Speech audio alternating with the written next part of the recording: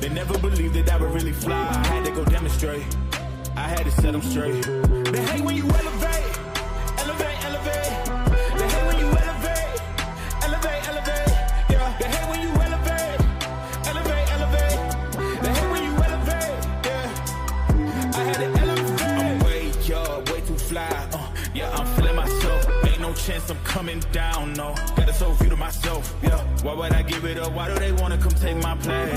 I work too hard for it, don't need a replacement. This my vocation. Now I got rollies all in rotation. Hop on a jet just to take a vacation. Remember the moments was trapped in the basement. Now the hard work is all taking me places. Squatting all black like we trapped in the matrix. Bet on myself and go ball out in Vegas. Living a life like I'm rich and I'm famous. Don't see the grind that I know that it came with. I ain't make it this far for myself. Yeah. I had to prove to everybody else. I had to set them straight. Yeah. I had to. They hate when you elevate.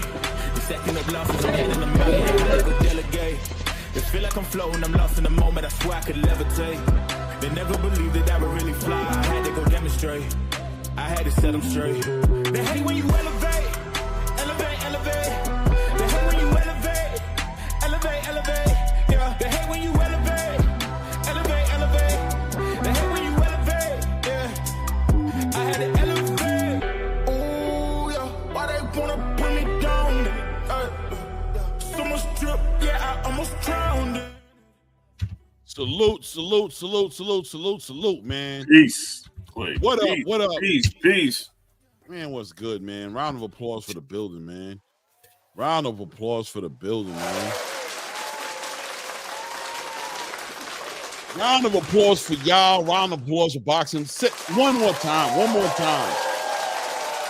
Yeah, you know we're going to talk about it today. We definitely going to talk about it today. Salute. Man, Happy New Year. Happy New Year, everybody. This is the first live of the new year. Shout out to you guys. We are back in the building talking about boxing. It might be a little bit different than maybe some other platforms you've been on because we got a lot to talk about, and we definitely not finna sit here and talk about one boxer or an event for 2.5 hours. So you guys buckle your seatbelts. Get ready. Let's catch up on some boxing. Can't wait to feel the feedback, see the feedback, read the feedback of everybody in the building. Shout out. Let's do a quick little roll call in the building. Shout out to Eastside Easy. Early in the building, grassroots.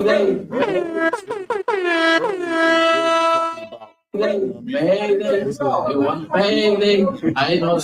You know what I mean? Looks like Black Prime is trying to make a move in 2025. Shout out to SOBT. In the building. Salute, champ. Good. Hope your New Year's went great. Hope you guys were connecting with your family members that you haven't seen in a minute, showing love, making resolutions, being better versions of yourself in 2025 than you were in 2024. Let this year be your year. Salute to you. Salute to you, King. BVO Boxing TV. Subscribe to him. I'm assuming he got a channel with a name like that. BVO Boxing in the building. And Fly Frequency. Fly Frequency in the building. Edward Morris. A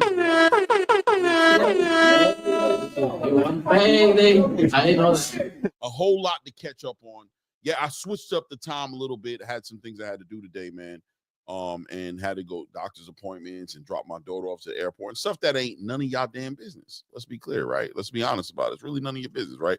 But we here right now. We got stuff to build on. Salute to my co-host, Ray Davis.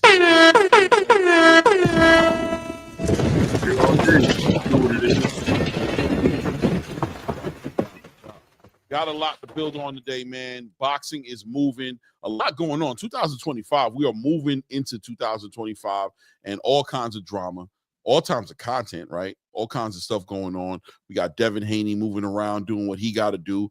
We got Teofimo moving around doing what he feels he needs to do. We've got fights coming up February 1st with David Morrell and David Benavidez. We've got fights getting made and negotiated between Gervonta Ennis and Emilianis Stanionis. We've got Black Prime making a move on the boxing space, looking like they're trying to make a move for themselves. So we got a whole lot of stuff to talk about, and I'm sure we've got plenty of opinions and perspectives on what's going on with all these different topics. So let's build. Let's get at it. First of all, Ray, how was your New Year's? First of all, by the way, what did you do for New Year's? You get drunk? You get saucy? Was you working? What was going on New Year's Eve, man? You brought in 2025 how and Midnight Strike. What happened? How was your New Year's? Looking up by my little guy, tell me, Dave, you gotta watch the ball drop. Let's get up. I missed it. I missed the ball dropping, bro. I literally missed it. Legitimately. You want to hear the funniest thing? They couldn't get the channel to log in, right? Because I got YouTube TV. I mean, everybody got their own networks where you can watch television. So I pay for YouTube TV. Mm-hmm. So I linked it to YouTube TV, and it was like like a little delay because I had to catch up to the stream. Mm-hmm. And literally, as soon as the ball dropped, it skipped. So wow. He was mad at me. Thank God it's a stream, right? Because then I can rewind it, go back 20 seconds, so we can count down again. And we was laughing because we seen it coming down and it just skipped and we just missed the whole ending part. And next thing you know, we see people kissing on the screen and people standing by trucks. And my wife was like, just rewind it. I was like, oh, yeah, we can do that. So I'm just woke up. I ain't thinking. But little man was happy once we did that. He still was disappointed because he didn't see it live. I was like, look, we just missed it, bro. That's where we started at, right there. I said, I ain't got no control over that. He was trying to put it on YouTube. I was like, bro, you ain't catching it on YouTube. But it was fun, man. It was a good thing. It was a nice, wholesome moment. You know what I mean? My oldest son, like, we're the apple cider. And I wanted my bubbly because he calls it bubbly, Kids think they grown sometimes. Right. But I'm laughing because me and my wife, we're not drinkers and stuff like that. But, I started to crack some of that that good whiskey I got down there, and I was like, you know what? It's easy. I'm gonna just take it easy. I'm tired. I was up all night though after that because they woke me up, but it was cool, man. No doubt. Happy New Year to everybody, man. For real. Happy New Year to everybody. Happy New Year to you and your family and everybody else, man. Shout out to Donnie D in the building, starting off the. Make sure you hit the like buttons while you're on the channel, and look, man, don't feel free to put some color in the chat, man. Anything you got helps move the channel forward. You see what we're doing, new logos, and I got all kinds of cool stuff coming up, animations getting worked on, and you see what the thumbnails are doing. It's all with the support of with the ATP Combat Media family, you know what I'm saying, helping to go ahead and push this where it needs to be. So salute to all you guys for the support on the channel. Donnie D said, sup Clay. Salute to you, Donnie D. Appreciate you, family. Thank you, man. Thank you indeed. Let's see here. We got some things going on already in the chat. Tank just trolling. He understands how to get people talking about him. You're right, man. We're going to talk about Tank Davis as well. It's interesting enough because with all the information coming about Tank Davis as far as his commitment to making this fight happen, his training, him being on weight, everybody wants to talk about the hairdo, right? It is what it is. It's the boxing space that we're all part of.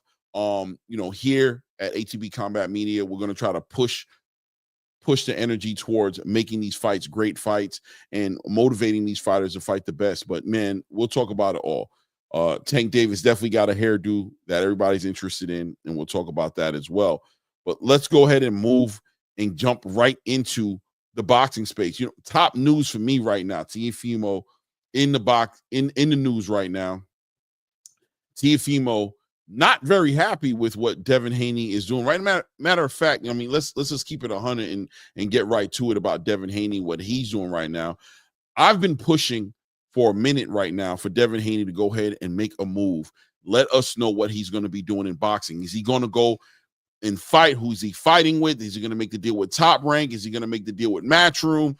Is he going to make the deal directly with Turkey Al-Sheikh? And look, Bill Haney kind of gave us the breadcrumbs and let us know that it could possibly go in this direction, right? Hold on a second here. Oh, I won't even tell you who's on the phone right now. I'm not going to even tell you who's on the phone right now. Bill Haney giving us some breadcrumbs of where he was going to go with this. Looks like he's heading in the direction of Black Prime. Yo, tell me, talk to me, Ray. Black Prime, Devin Haney, 2025. Good thing, bad thing? What are you making out of this whole situation? So let's keep it a buck, right? We had about 6-7 fighters help propel Matchroom on the zone, right? That came over from different networks and Devin Haney was actually one of them. I feel that he believes that he's a big enough star. I mean, I know Bud was one of the originals to start building with BOK, and then we had Adrien Broner try to jump in there. So now we have Bill. If this is the case, it's still rumored. I did hear a drop today saying that it's no facts that he inked the dots, signed the dots on BLK Prime yet, but he has been in discussion. I think he's looking to pioneer the sport. I think he thinks he's a bigger star than the last two gentlemen, and he's going to stick with it. He thinks he can help move it forward, get more people to sign, maybe have more fights there. If that is the case, I think having him on BLK Prime, maybe keeping him available to fight on other networks without having to tie down to a network and be able to showcase himself regardless of who he's fighting. We'll have to see how that goes going forward. Then we also have to look at the bad ends of it as well. You know what I mean? Is he going to get support? Is the people going to go back into watching him on BLK Prime? Are they going to stream it illegally? Are they going to? There's so many questions and variables to that too. So now we have to look at as everything comes in, as a full circle from how Bud entered and blew up, displaying the BLK Prime to where is Devin going to carry BLK Prime? That's what we have to look at.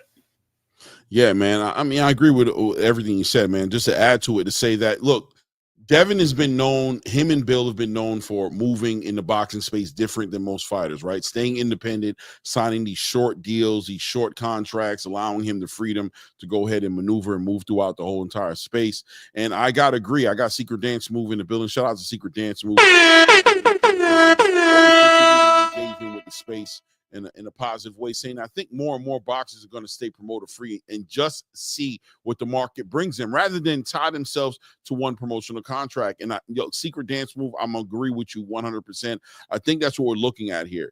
We're definitely looking at Devin Haney and Bill Haney doing what they've been doing, right? Keeping their options open. And right now, it looks like the option is with BLK Prime, and BLK Prime offers them, obviously they've looked over the deal, they looked over the opportunity, and they feel like this one gives them more opportunity, more space to grow their own brand. And what does that look like? Devin Haney growing his own brand? Does that look like him not only being able to go ahead and ink his own deals, right, and push the narrative of what his brand is going to look like, but also what falls under his brand?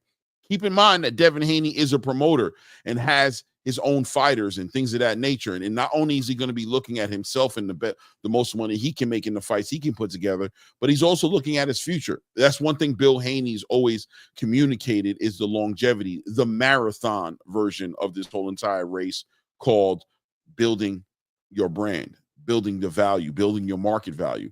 So we don't know what BLK is offering Devin Haney, but I know the way Bill thinks, that more than likely there's some opportunities that are there outside of a fight with a Adrien Broner or a Blair Cobbs or whatever other fighters they may be looking at making fights with at BLK Prime. So I'm going to be interested to see how this develops. But as this is developing and as this is moving forward, it's definitely making waves in the boxing space right now, right?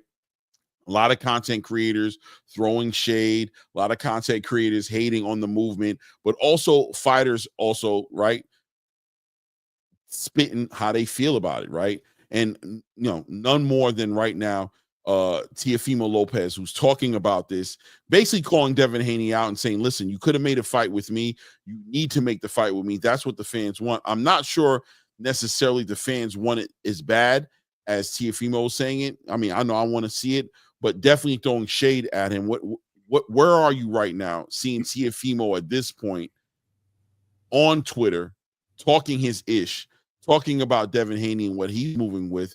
I mean, does Teofimo have a point? I mean, is Devin Haney ducking him? Is Devin Haney not taking advantage of an opportunity to make the fight the fans want right now? Or are there other things going on in the background that he's probably not talking about. So I touched a little bit, pause on the conversation, right, of Teofimo Lopez. I tried to stay far away from it because when I had talked to a lot of people about this, it became very personal to some people based on their heritage or their cultures, or if they're this ethnicity or that ethnicity. So then you get into these little petty arguments when you're trying to prove a point. So I tried to stay as far away from it as possible. What's funny, Clay, is that right now his reactions and his simple ways of going about it is very fiendish. Like he's like he's sweating a girl in high school, man. Like, I hate to say it, you had your opportunities multiple times to fight Devin. Devin's coming off a serious fight. Some recovery situations. I don't know what the main things are, but obviously, what's up, Just Do? What's up, Champ Ross? Outdoor Life with Junior. Salute. As we're coming off these he's coming off these things. You know what I mean? Everybody wants him to take a quick tune-up. In my opinion, he should have took the Sandor Martin fight, but he figured that was probably too much for him at the time. You know what I mean? A tough fight, unknown opponent, high risk, low reward. In this situation, the money would have been right, but to him, the money wasn't right enough because he feels that he's the A side. Teofimo feels like, yo, nah, I'm the guy. But then let's look at Teofimo. Let's move Devin out the picture. Teo seems to be avoiding everybody in the world but the fighter that he wants, that he feels that he has an opportunity to beat. We see him struggle with this type of fighter, such as Devin Haney. Teo's just looking to get a payday. He don't care what this looks like. He don't care what his possibilities are. I think him and Bob Arum had an agreement once the offer was sent out to Devin to Teo from Turkey Al Sheikh, which was a real offer, by the way. A lot of people believe it wasn't.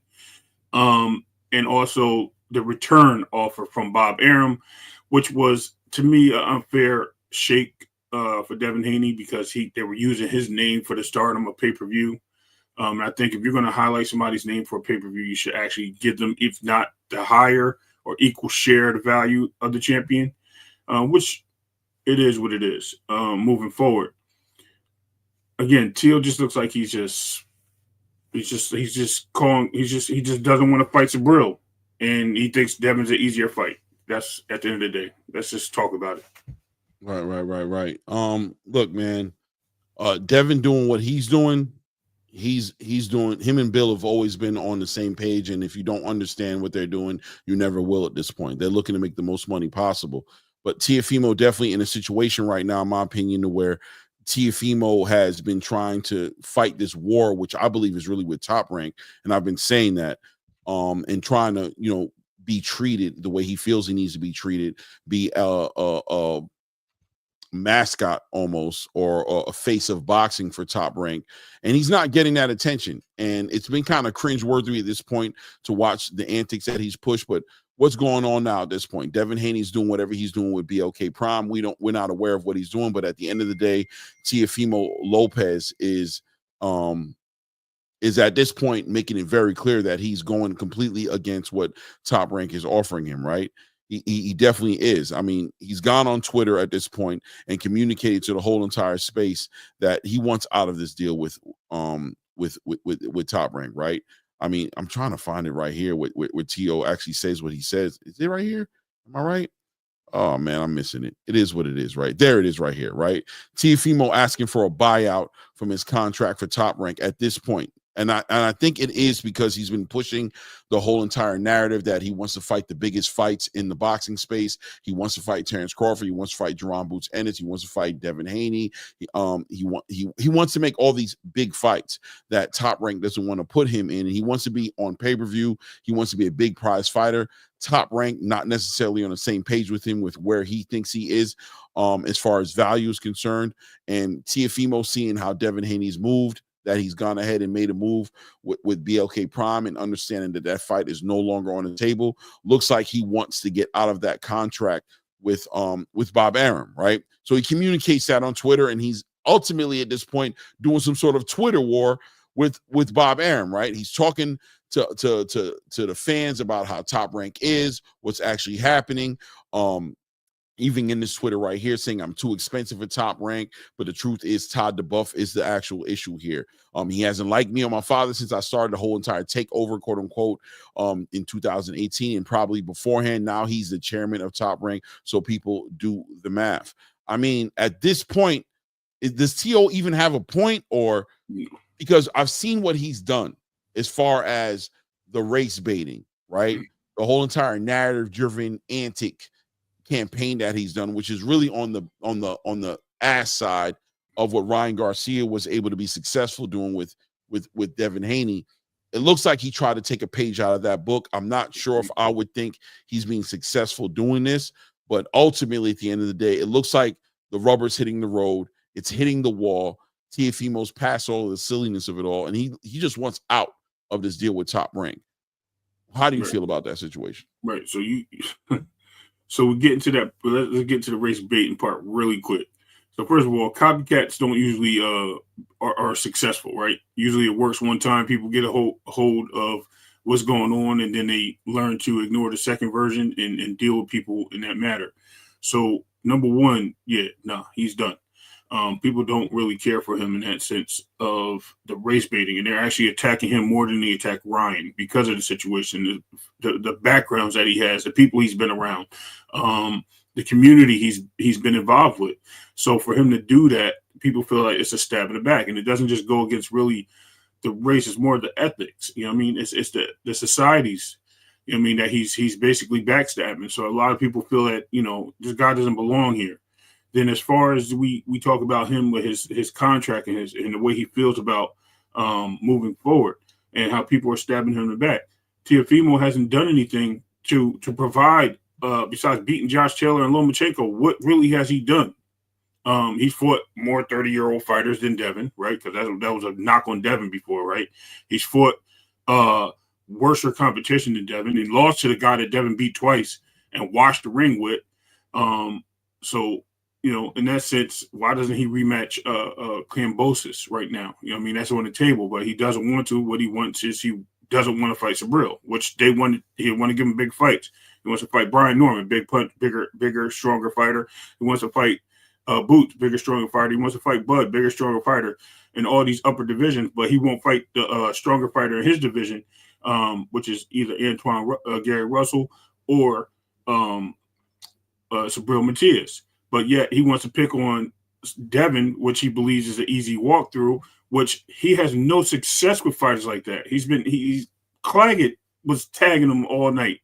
What does he think he's going to do in the ring? I think Teo's washed. I think when he questioned himself, that was a sign of him asking himself if he still has it. And I think that's legitimately what he feels. And I think when he did that, the world was watching, including his management team.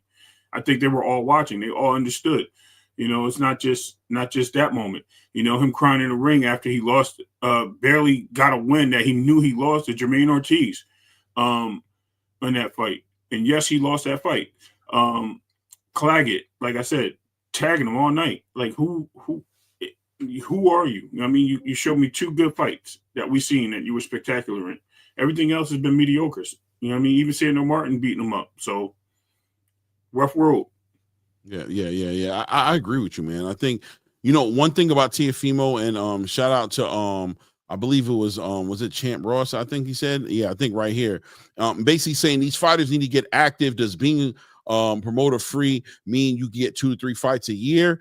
These fighters are moving slow during these prime years of their career. I agree with you 100%, Champ Ross, and I think that really comes down to what the problem is here. The foundation to this whole situation is you got fighters trying to be businessmen, right? Trying to be like Floyd Mayweather and coordinate their careers in the right way to make the most money, but they're never acknowledging what Floyd Mayweather actually really did, which was be a real active fighter, fighting the best that was out there. No matter how you want to look at it, as far as matchmaking is concerned, or as far as timing is concerned, he made sure that his part of the business was always inside of the ring. He allowed the Al Haymans and the people he put in charge of navigating his career to handle the other part of the conversation. And it seems like while Teofimo's sitting out here trying to make these negotiations and being the person who always has the right thing to say when a camera's on him, between him and his father, that he forgot about what got him to the big show.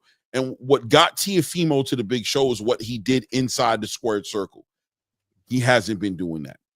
Ever since him and Lomachenko got together and he got that victory, and the whole world looked at him as potentially the next big superstar in boxing, being that he beat a face of boxing at the time, or in the conversation at the time of Lomachenko, who was considered one of the most talented fighters in the space. To see Teofimo do what he did with Lomachenko, it gave him an opportunity to take that momentum and move into another stratosphere, right? But he didn't do that. It seems like right at that moment, once he beat Lomachenko, that he immediately wanted a whole entire spin on the way Bob Arum or Top Rank treated him in his career, and they just didn't. They were a little bit more transparent. Bob Arum, being a very tenured, experienced promoter in the boxing space, we're talking about somebody who's been here potentially since Muhammad Ali, right? I think even around Muhammad Ali's day, he was Cassius here. Clay, yeah. Right, when he was Cassius Clay, right? He understands how the business works, and he wasn't going to sit there and lie to Teofimo, but definitely be there for, like, listen, I see you're motivated, champ. I see you're ready to do great things. You need to do great things. It's your time to do great things. And he missed out on that time. Instead of fighting and being inside of the ring and building his market value and his brand, he spent a lot more time, let's be honestly, complaining, right? Complaining and asking to be treated in a way that he really didn't earn. And then in the midst of doing that, taking a loss to a George Kambosos, losing his unified championship status that he earned, and allowing an opportunity and a window to open up for Devin Haney to come in and take the reins, right? Saying he was going to go up to 140, faking as if he was going to retire, and then ultimately having a mixture of lackluster fights between other fights that actually made him look good. I mean, he looked good against Josh Taylor. He looked good in these fights. Looked like he was going to step it up, but he looked horrible against Steve Claggett. He looked horrible against Sandor Martin. So while all this is going on, he's still pushing this narrative. But I think the most important thing, Ray, is that he's not fighting, right? While he's doing all this, he's not fighting. Lackluster performances against Jermaine Ortiz and things of that nature. He's not fighting enough, and he lost a lot of steam to the point to where he starts doing some cringeworthy race baiting type antics that put him in a box and burnt bridges with Puerto Rico, burnt bridges with the Black American boxing fan, put him in a box by himself. And I think Devin Haney called him out on it correctly and say, listen, you're calling us out. You're saying the things you're saying, but here you are begging, right? Begging us for an opportunity for you to make your big payday on a pay-per-view. And I think that's interesting, right? So Teofimo's communicating right now, Ray, he wants out of his contract. He wants out of this whole entire relationship he has with Bob Arum. But where does he go from here? If he's going to go ahead and cancel this out with Bob Arum, the one promoter who's actually put him in a championship fight, allow him to become undisputed, allow him to fight a Josh Taylor who was undisputed in his own right, even though he was stripped of those belts at that time, who's actually given him all the opportunity he's ever had in boxing. If he's going to move on for Top Rank, where does he go from here? Who's willing to jump on a Teofimo takeover campaign and give him what he's been looking for, which is big paydays, pay-per-view fights, and the biggest fights possible that are out there to be made? Where does he go? Oscar. I only see Oscar picking him up just to build a stable of Latino fighters, to make the stable stronger and get him the fights over there that we don't want to see. It's going to be the same situation. He may get paid a little bit more, but that's about it. As far as Matchroom, I don't think Eddie Hearn wants that problem. I think if Eddie Hearn gets him, Eddie Hearn's going to do the same thing as Bob Arum. He's going to put him in tough fights. He's going to put him in fights whether he thinks he's worthy or not. And he's going to give him the payday that he deserves. And I speak this from all fighters, whether it's Devin, Tank, whoever the fighter is, if they're having poor performances, then absolutely you're going to get the payday that you deserve. And I'm not against that. I am against certain things of the nature of us or Teo in this case, looking at Teo and thinking that he's this superstar. Remember, this guy has 3 alter egos, right? He is Teofimo. He was was it Chulo? No, he wasn't. Pause. Yeah, that's disgusting. But they called him something cringeworthy. And that's what they like, right? That was the guy they liked when he was younger. That's what he was in the ring. And then he became the takeover. Now he's the showman. Like, he has all these different alter egos, all these different ring names that he came out with. And now he's like, you know what I mean, out here just crying. You know what I mean? And look, rightfully so. He feels that he deserves something, but he went for the attention the wrong way. And he burned bridges. And when you burn bridges, sometimes these things happen, man. And it works in boxing on all defenses, man. Every fighter. I don't care who it is. And Teo just happens to be the latest guy to be out there just voicing his opinion on it. No, ain't no fast forward on that one, Thomas. That was a big pause. I didn't mean to say that. I know they gave him some nickname though. When he was younger, they gave him a nickname, right? But that'll be his third nickname is now the showman, and he's not showing nobody anything, basically. Yeah, man, I feel where you're coming from, man. I think Teo has a lot of work to do. I think I'll be honest with you, Ray. I think he kind of played himself, right? Yeah, like that's what I believe. I think he really just kind of played himself. He kind of gambled on the pressure being applied. He turned away from my bad, Gordo. Right, he turned away from opportunities that were there for him. Even with Turkey Al-Sheikh, and now you see him, offering Turkey Al-Sheikh all type of salahs and assalamu alaikums and trying to build the bridge and build back the bridge that he burned. Right. He's trying to get with Turkey now. He's trying to entice him to give him some opportunity, maybe even involving him in the whole quote unquote buyout process of whatever he's doing with Top Rank. It's going to be interesting to see the way he deals with it. In my personal opinion, Teo, if you're watching this, it's not a big channel. I wouldn't be shocked if you're not watching, but maybe you catch it on the playback. Fight your fights, man. Fight Sabril. Defend your title. Fight unifications. Look to fight Richard Hitchinson next and get a shot at unifying at IBF with the WBO. Or go ahead and at that point try to go and put a fight together that makes more sense. Play your position, become active, beat these fighters, build your status up, and show the world what you want us to see, right? Show the world this version of you that you want us to see and build your brand up in that way.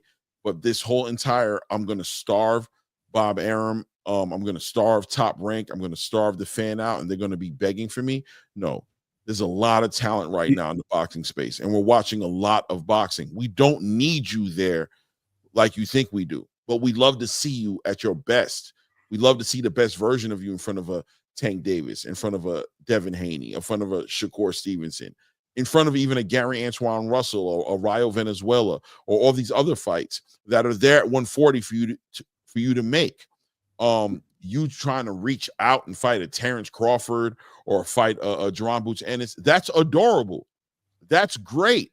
If those fighters were interested in fighting you, we'd be interested in seeing those fights. But the reality is those fighters have their own journeys, their own legacy that they're trying to build up in their divisions, and they're not looking at you that way. And while you're doing all of this, you're sitting on the sideline, not being active. And that's hurting your career. And also, to be quite honest with you and frank with you, we're losing interest in you. And I believe that's what the boxing space is showing right now, that the interest just isn't there for Teofimo Lopez the way he thinks it is. The longer he sits outside of the ring, the more the reality starts to settle in that you're losing out and we're moving on to the next best thing, right? We're moving on to Gary Antoine Russell and Rayo Venezuela fighting. We're looking at Richard Hitchinson unifying and potential fighting at Devin Haney. We're looking at all these other things that are happening. We're looking at Brian Norman unifying and fighting Jerron Boots Ennis. We're looking at Terrence Crawford potentially moving forward and fighting Canelo Alvarez. David Benavidez is about to fight David Morrell. We're looking at Canelo Alvarez letting the world know what his next fight is going to be. And you're slowly but surely moving out of the picture, and we're losing interest in you. And that can't be a good thing for Teofimo Lopez at this point. You know what I mean? Bro, he's got about 6 fighters he literally can make good fights with that he refused to fight 2 of them, which was Arnold Barbosa and now Sabril Matias. He had the opportunity to fight and unify with Rayo, who called him out. He can still fight a Pitbull, which would be a great fight and possibly a good pay-per-view fight. That'll bring numbers to the arena, right? That'll be a decent pay-per-view fight for ESPN small network, right? A good $29 pay-per-view. He could easily make that fight. He could afford a Jack Catterall, who was in line of that title. You figure who else? Let me see. Could rematch Jermaine Ortiz, which was a questionable fight right there, right? There's another opportunity. And then he could have easily doubled down and fought Rolly and still made some money. You know, and this guy's he's just looking to pick his fights. Again, I get it. He's looking for the easiest road to path to victory, and it hasn't been so successful for him in his career thus far. Am I right? Just to say that. But hey, man, listen. He's writing his own checks according to him, right? And it seems that him and Devin, for some reason, are in parallel to their universes, right? When Devin does something weird, it goes out in the media and it backfires. Same thing with Teo. Both dads like to talk a lot. How funny is that, right? But yet they've been on this collision, but yet they keep bouncing back away from each other for some reason. So they're definitely missing each other. It's real interesting, and seeing what Devin's going to do with Black Prime is going to be interesting as well. I want to see. You know, I'm hearing rumors of Adrien Broner. I know Tevin Farmer was in the conversation. I'm hearing, I don't know if it's inside sources or if everybody else is having access to the information, but it looks like Tevin Farmer might be in position to get a rematch with William Zepeda. Oscar may be willing to offer him some money, some real good money when it comes to that conversation. So for all argument purposes or whatever have you, I would take Tevin Farmer out of the conversation. It looks like the opportunity is going to be there with potentially Adrien Broner or maybe even a Blair Cobb. Just missed already this morning. Adrien Broner is not part of it. That's rumored, not true. All right, so it's going to be interesting to see what Devin Haney does, what direction he goes in, what opportunity he takes. But Teofimo really looks like he's in a bad situation with Top Rank, and we'll see how that pans out. But moving forward, I think the whole boxing space has been going crazy lately. The viral opportunity that Gervonta Tank Davis. Listen, we didn't know what Gervonta Tank Davis. We didn't know what Gervonta Tank Davis was going to do, and wondering about March 1st and all those scenarios and how that was going to pan out. But the boxing space grabbed onto this picture right here, right? Gervonta Davis going viral. What about boxing, right? And the reason I put that there is because really the only reason I'm putting this up on the screen right now is because of the reaction to the boxing space. Truth be told, I could give a damn about Gervonta Tank Davis, a ponytail, him, in my opinion, being in between braids and not having braids, getting his hair blown out. But the whole boxing space has been on top of this whole entire topic. And the reality is the biggest story has been Gervonta Tank Davis is walking around at 139.2 pounds, walking around very close to where he needs to be on the weight. He seems to be training at a high level. I think he was in DC training at Headbangers, which I thought was interesting within itself because obviously Lamont Rose being from DC, just to know that he's in Baltimore and DC going back and forth training, being ready for this fight. I actually, the opportunity I thought that they might have been there for Lamont Rose to take advantage of a Tank Davis that's not focused goes out the window. I see Tank Davis being completely focused right now, walking around damn near weight. I mean, what'd you make of all this whole entire situation? Because it was basically a social media blast of information, and everybody seems to be hanging on this when I thought they should be hanging on this. The fact that he's actually dialed into this fight happening. How do you feel? I'm laughing because it's been rumored that these are leaked photos from someone, him smoking weed and him with his hair laid back and looking all pretty and stuff. Not for me. I'm just saying it's just a joke. Pretty Ricky is what they call him, right? Right. So I think that's hilarious. And listen, at the end of the day, I think the fans from all the cross streets of Gervonta Davis took the opportunity to make fun of him, being that their fighters were getting made fun of by Tank fans in all situations, whether it be Shakur, whether it be Pitbull, Rolly, whether it be Teo, whether it be Devin. It was their fire back. That's all it was. I believe that wholeheartedly. Shout out to Thomas Hill, hit the horns for him so he don't yell at me. I know boxing do you. Salute. How you doing? Welcome to the channel. Make sure you guys hit the like button and subscribe. If you haven't already, hey, we can appreciate it. So Teach, what's going on, my brother? So I think that's really what we're getting. We're getting from the fan base right now because boxing is a large fan base, right? It's not just so much of Tank. There's different divisions that fans are. You have fans of boxing. You have European fans. You have Australian fans, Asian fans, whatever the case may be, Mexican fans. But I think what we're getting is that these guys are definitely taking advantage of the photo because they think that it's time. Hey, punch back, right? Our time to strike back. So that's what that is. As far as him making being on point on weight and things like that, that's good for Tank. That just shows that his drive is still there. That shows that he retuned into boxing or whatever he did when he shut down his social media and went in the gym and made sure that he was ready for this upcoming fight.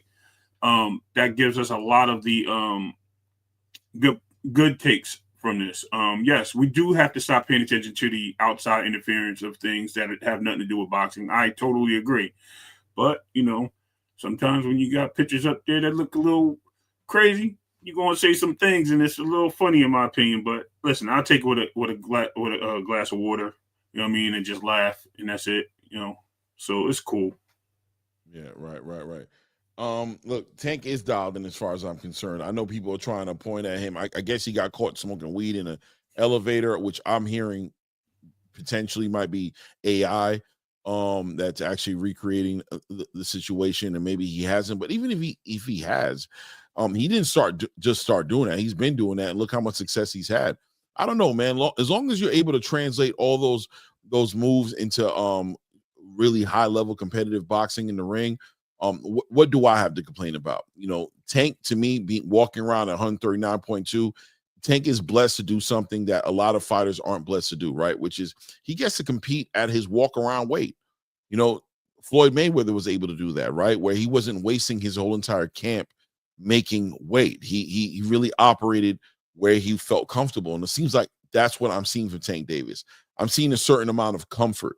I'm seeing him not caring about what everybody's saying on the outside, not caring about the haters or the detractors. I'm seeing him being happy and ready and being the best version of himself to compete with the Lamont Roach on March 1st.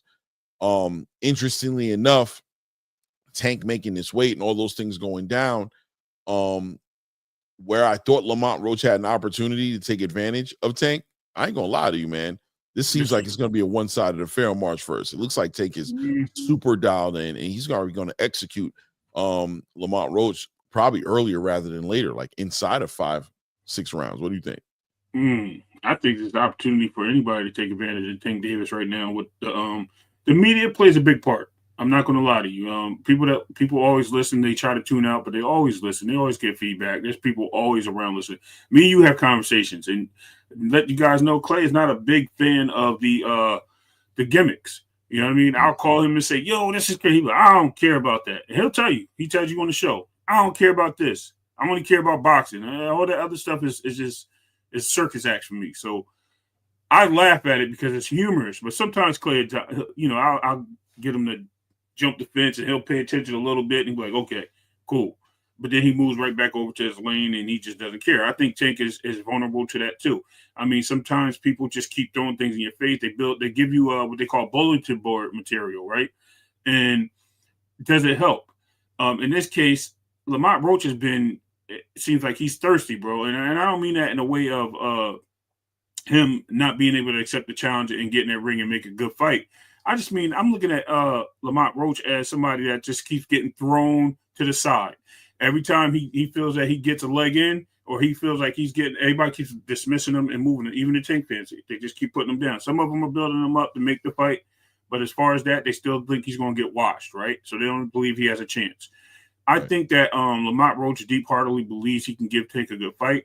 I think this fight goes close to the distance. I don't know, in my opinion, how far, but I definitely think it goes more than 5. I think that he does make Tank feel a certain way, but it is what it is, bro. You know what I mean? If he drops him in 5, I'm not surprised. Tank looks dialed in, man. I'm not gonna lie to you, man. That's what I see. I see him being dialed in. And we'll see. I know people want to look at the weed. I don't know if the weed smoking is real. I don't know if what we're looking at is actually Tank smoking weed and getting caught on camera doing that, or if there's some artificial intelligent AI type technology being, you know what I'm saying, applied to the situation to make him look that way. I'm gonna use Tank's arch rival for a second, right? Both of them. If this is AI, him smoking weed, then Devin punching an amusement, trying to attempt to punch an amusement park worker is AI.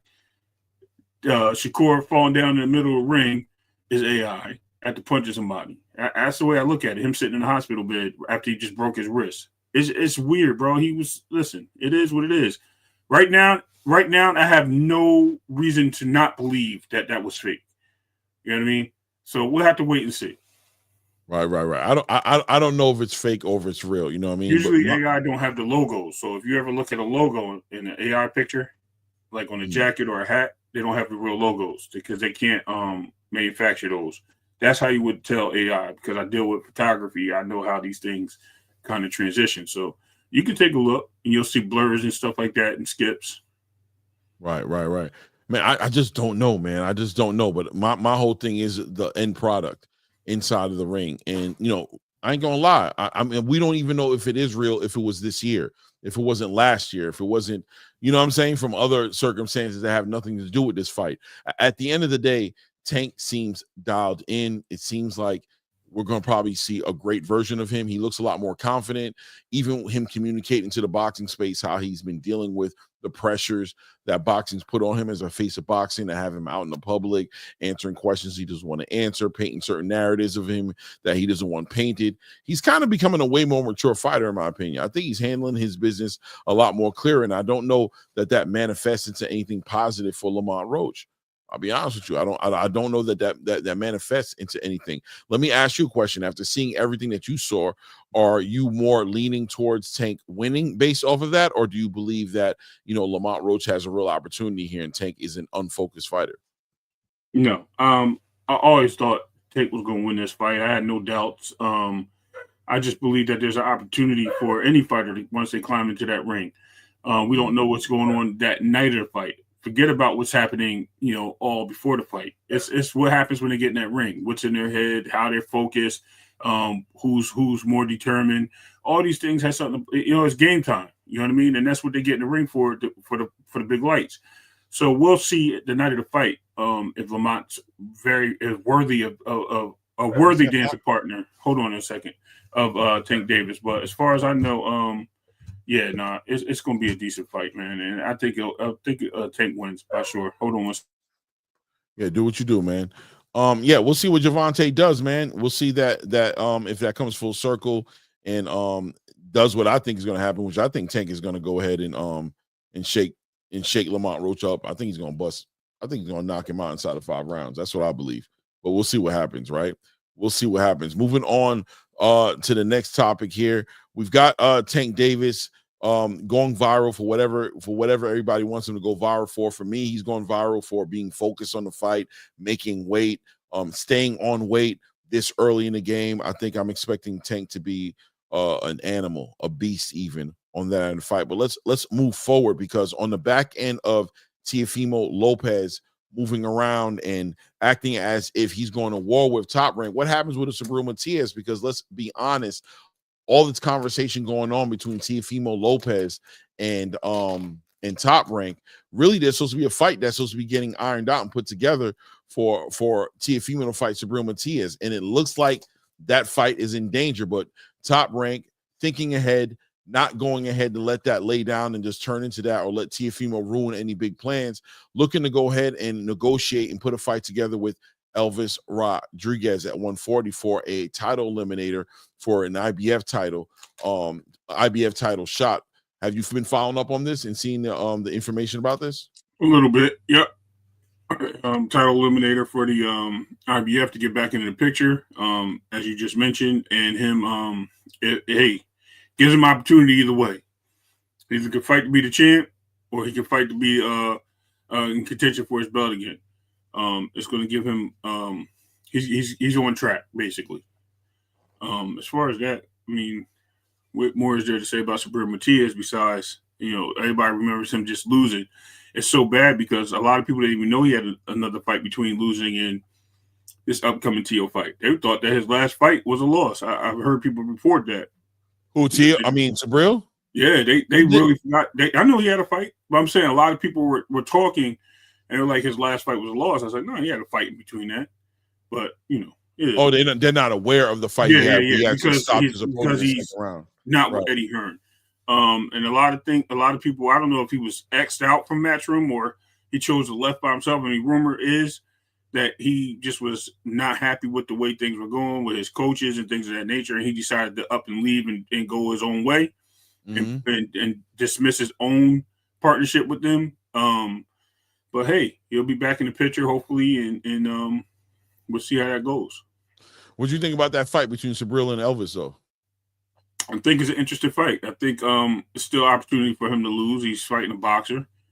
He's fighting a guy that is his type of opponent, like that's going to be right there in front of him to hit. 100%. But he's also fighting a tough fighter. Like Elvis Rodriguez is not an easy fight for him. He's definitely a fleet-footed boxer that comes forward. But again, it plays right to Sabril's hands, and you know how that goes. 2 cents in the building. Rod and Frazier in the building. What's going on about people's? Yeah, I think it's going to be interesting. I think it's a good fight.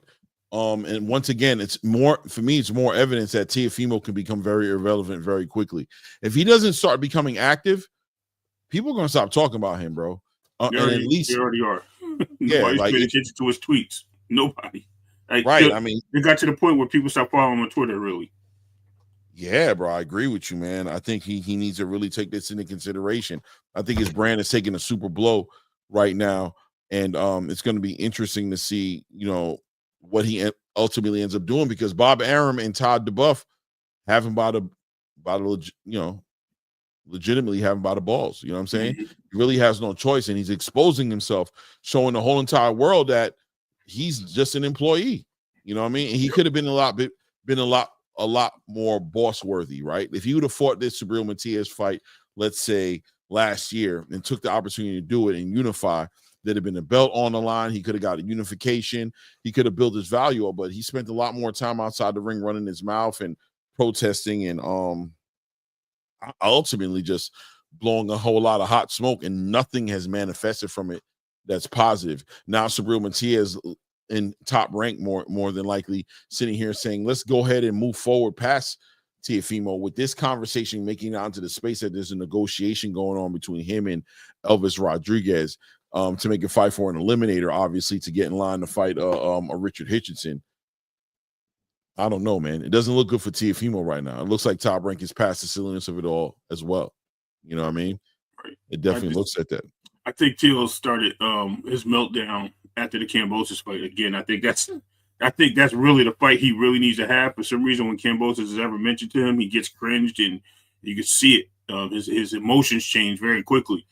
And then they start talking about other fights that he has he was in close bouts with, and possibly, got lucky in the draw of the fight, the way the judges judged it. So he gets a lot of you can see it. Like I said, you see a lot of emotion in that. But like I said, well, what are we really going to do, Clay? We're going to sit there and hold him accountable for his actions, because if we do, we're just sitting there playing it to his favor, right? So instead of playing in his favor, what we do, we ignore him, and like before, he'll come back and he'll be the guy he wants to be, or he'll just retire again and go cry and soap in his little world. I mean, I don't want to ignore him. I want to see Teofimo compete, man. I want to see him fight. I'm talking about the antics. I'm talking about the antics, not him. Right. I mean, do we ignore the antics and let him go cry, or do we pay attention to the antics and just keep giving him, this stage to be on? That's all. Yeah, I mean, I want to see him get into some fights, man. I want to see him become more active.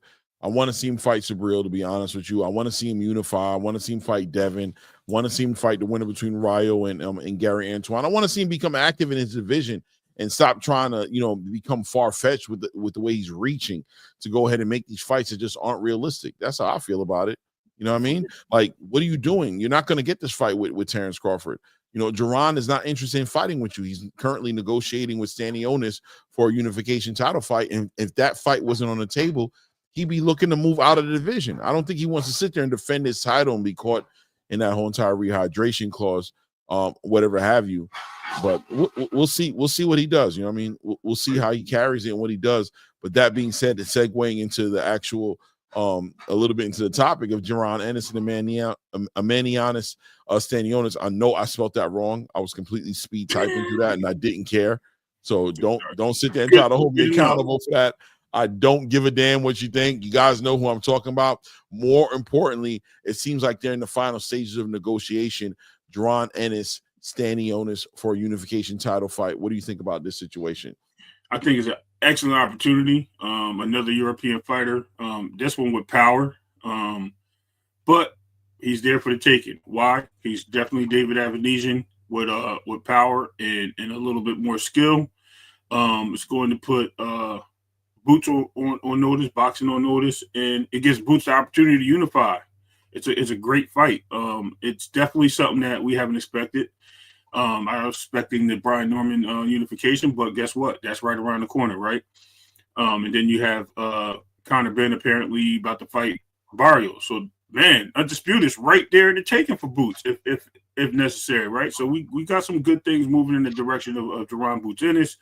If he does get past Stanionis, again, is not a pushover like Thomas Hill. It is a firefight. It is something that we've been waiting to see Boots fight somebody in the top competition. Problem I only see is that PBC never showcased Stanionis. They never put him on the main card. They never, gave Stanionis the spotlight like I think they should have to build him up for a Boots fight. But, hey, you know what? Here we go. We got this guy about to come in this ring. We got this guy about to show some European style. Like I said, was with a brick hand. He has no power. He has no problem getting in there and fighting, man. So at ease. Yeah, man. I'm gonna comment on that, but I also want to respond to right here, right? So let me read what I Know Boxing Do You wrote here. And I really hear the passion. People really want Teofimo to be that guy, right? But let me read it first, right? It says, crazy how people talk down on Teo, but he's the only guy besides Ryan that has fought the top fighters in the division of the Four Kings. Teo's more active than any of those guys. My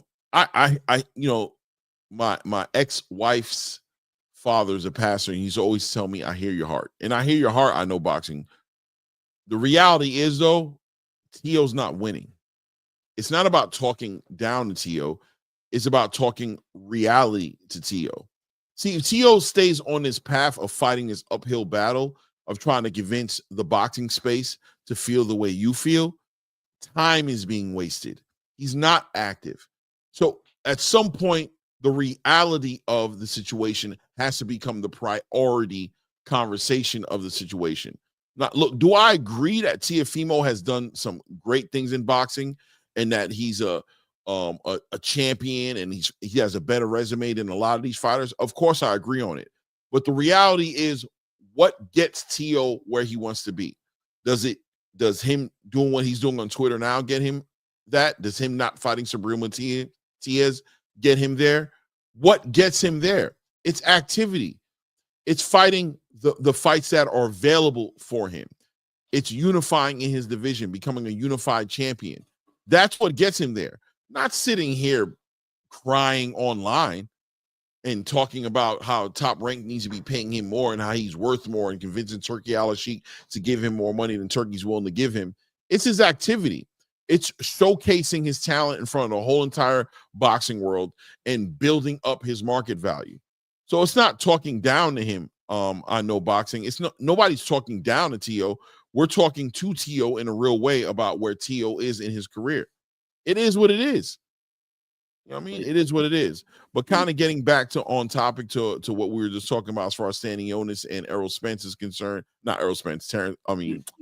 Goodness gracious. Gervonta Boots Ennis is concerned. Right. It's great. It makes sense. It's the only reason why Gervonta Boots Ennis should be sitting at 147 pounds is to unify. And I think Eddie Hearn is on his job. Gervonta's got to be in a good mood seeing this fight down the road happening. It is what it is. You know what I mean? What I Know for Boxing say? He's saying something. And let me see. How can a man that fought 2 fights last year be inactive? He's inactive because the fights that he could have made, he didn't make. He could have fought Subriel and been in a unified championship. He could have pushed. He could have pushed for a fight with Devin Haney to unify instead of Devin fighting Ryan Garcia. He could have fought Rolly Romero for the WBA title that Rolly was sitting on at the time. He fought Steve Claggett. I know boxing. What's his name? Steve Claggett. You know what I'm saying? He fought Jermaine Ortiz. No offense to Jermaine Ortiz. Right. He wasted his time. He tried to make these filler fights, these cherry-picking fights that got him nowhere. Oh, and that fight was supposed to be, hold on, wasn't Steve Claggett supposed to be a Cup 4 fighter with Teal once, and he was going to knock him out? Oh, yeah, okay. Never mind. Let's move on. I'm done. Listen, he could have made whatever. Look, so what do you call Devin, Ryan, and Tank? I call that money fights. Right. I think Devin fought Ryan. That was a money fight. You know what I mean? And Tank. You know what I think about it? I know boxing. You want me to tell you what I think about it? I think he's crying right now on social media, asking to get out of his contract with Top Rank. That's what I believe. I believe when it's all said and done, the end result is the end result. So if you feel like this is where he's supposed to be, this is just a natural order of things that T.O. has to go through, then what are we complaining about? Allow T.O. to continue to be where he is doing what he's doing. I have no problem with it. I don't care one way or the other. If that's where T.O. is going to be, let T.O. be there. Let him fight Subriel now, I guess, for no title when he could have fought him for Subriel's IBF title. Let him sit there and fight for us to support him on getting out of his relationship with Top Rank. I don't know. You let me know what you think. You know what I mean? Doesn't seem like he's in a good position right now. And when hindsight's a mother. Hindsight says he didn't have to be in the situation that he's in, right? It is what it is, man. I don't know. Loma and Taylor. That's it? Oh, word. That's what's up. Okay. What about Ryan, Ryan Frazier says, yeah, but Clay, if I'm trying to get out of Top Rank, I'm not unifying if my contract says it adds 5 fights to my deal. If I win it. Ooh, interesting, Ryan. Interesting. You're right. Ryan, you're right. You're right, bro. I ain't gonna lie to you, bro. If he is trying to get out of a deal with Top Rank, why would he try to unify? But at the same exact time, he's offered Devin Haney a fight, right? And that was going to be a unification title fight. But I definitely feel where you're coming from. Because once he goes ahead and wins the title, it adds time to his relationship with Top Rank and Bob Arum. And if he's trying to truly get out of that, that kind of makes sense as to why he's not making, why he's not trying to unify. What do you think? I want to talk about this no more. Let's get back to Boots. Let's get back to Boots. I know boxing until Tank fight and Roach and Frank moved the needle for his career. Yeah. Tank is a face of boxing. He's making money. Right. Listen. Listen, let me tap in because you asked me, right? And I'm glad he said that. So exactly, it's money, right? What is Teal crying about? He's not crying about the fights. He's not crying about the activity.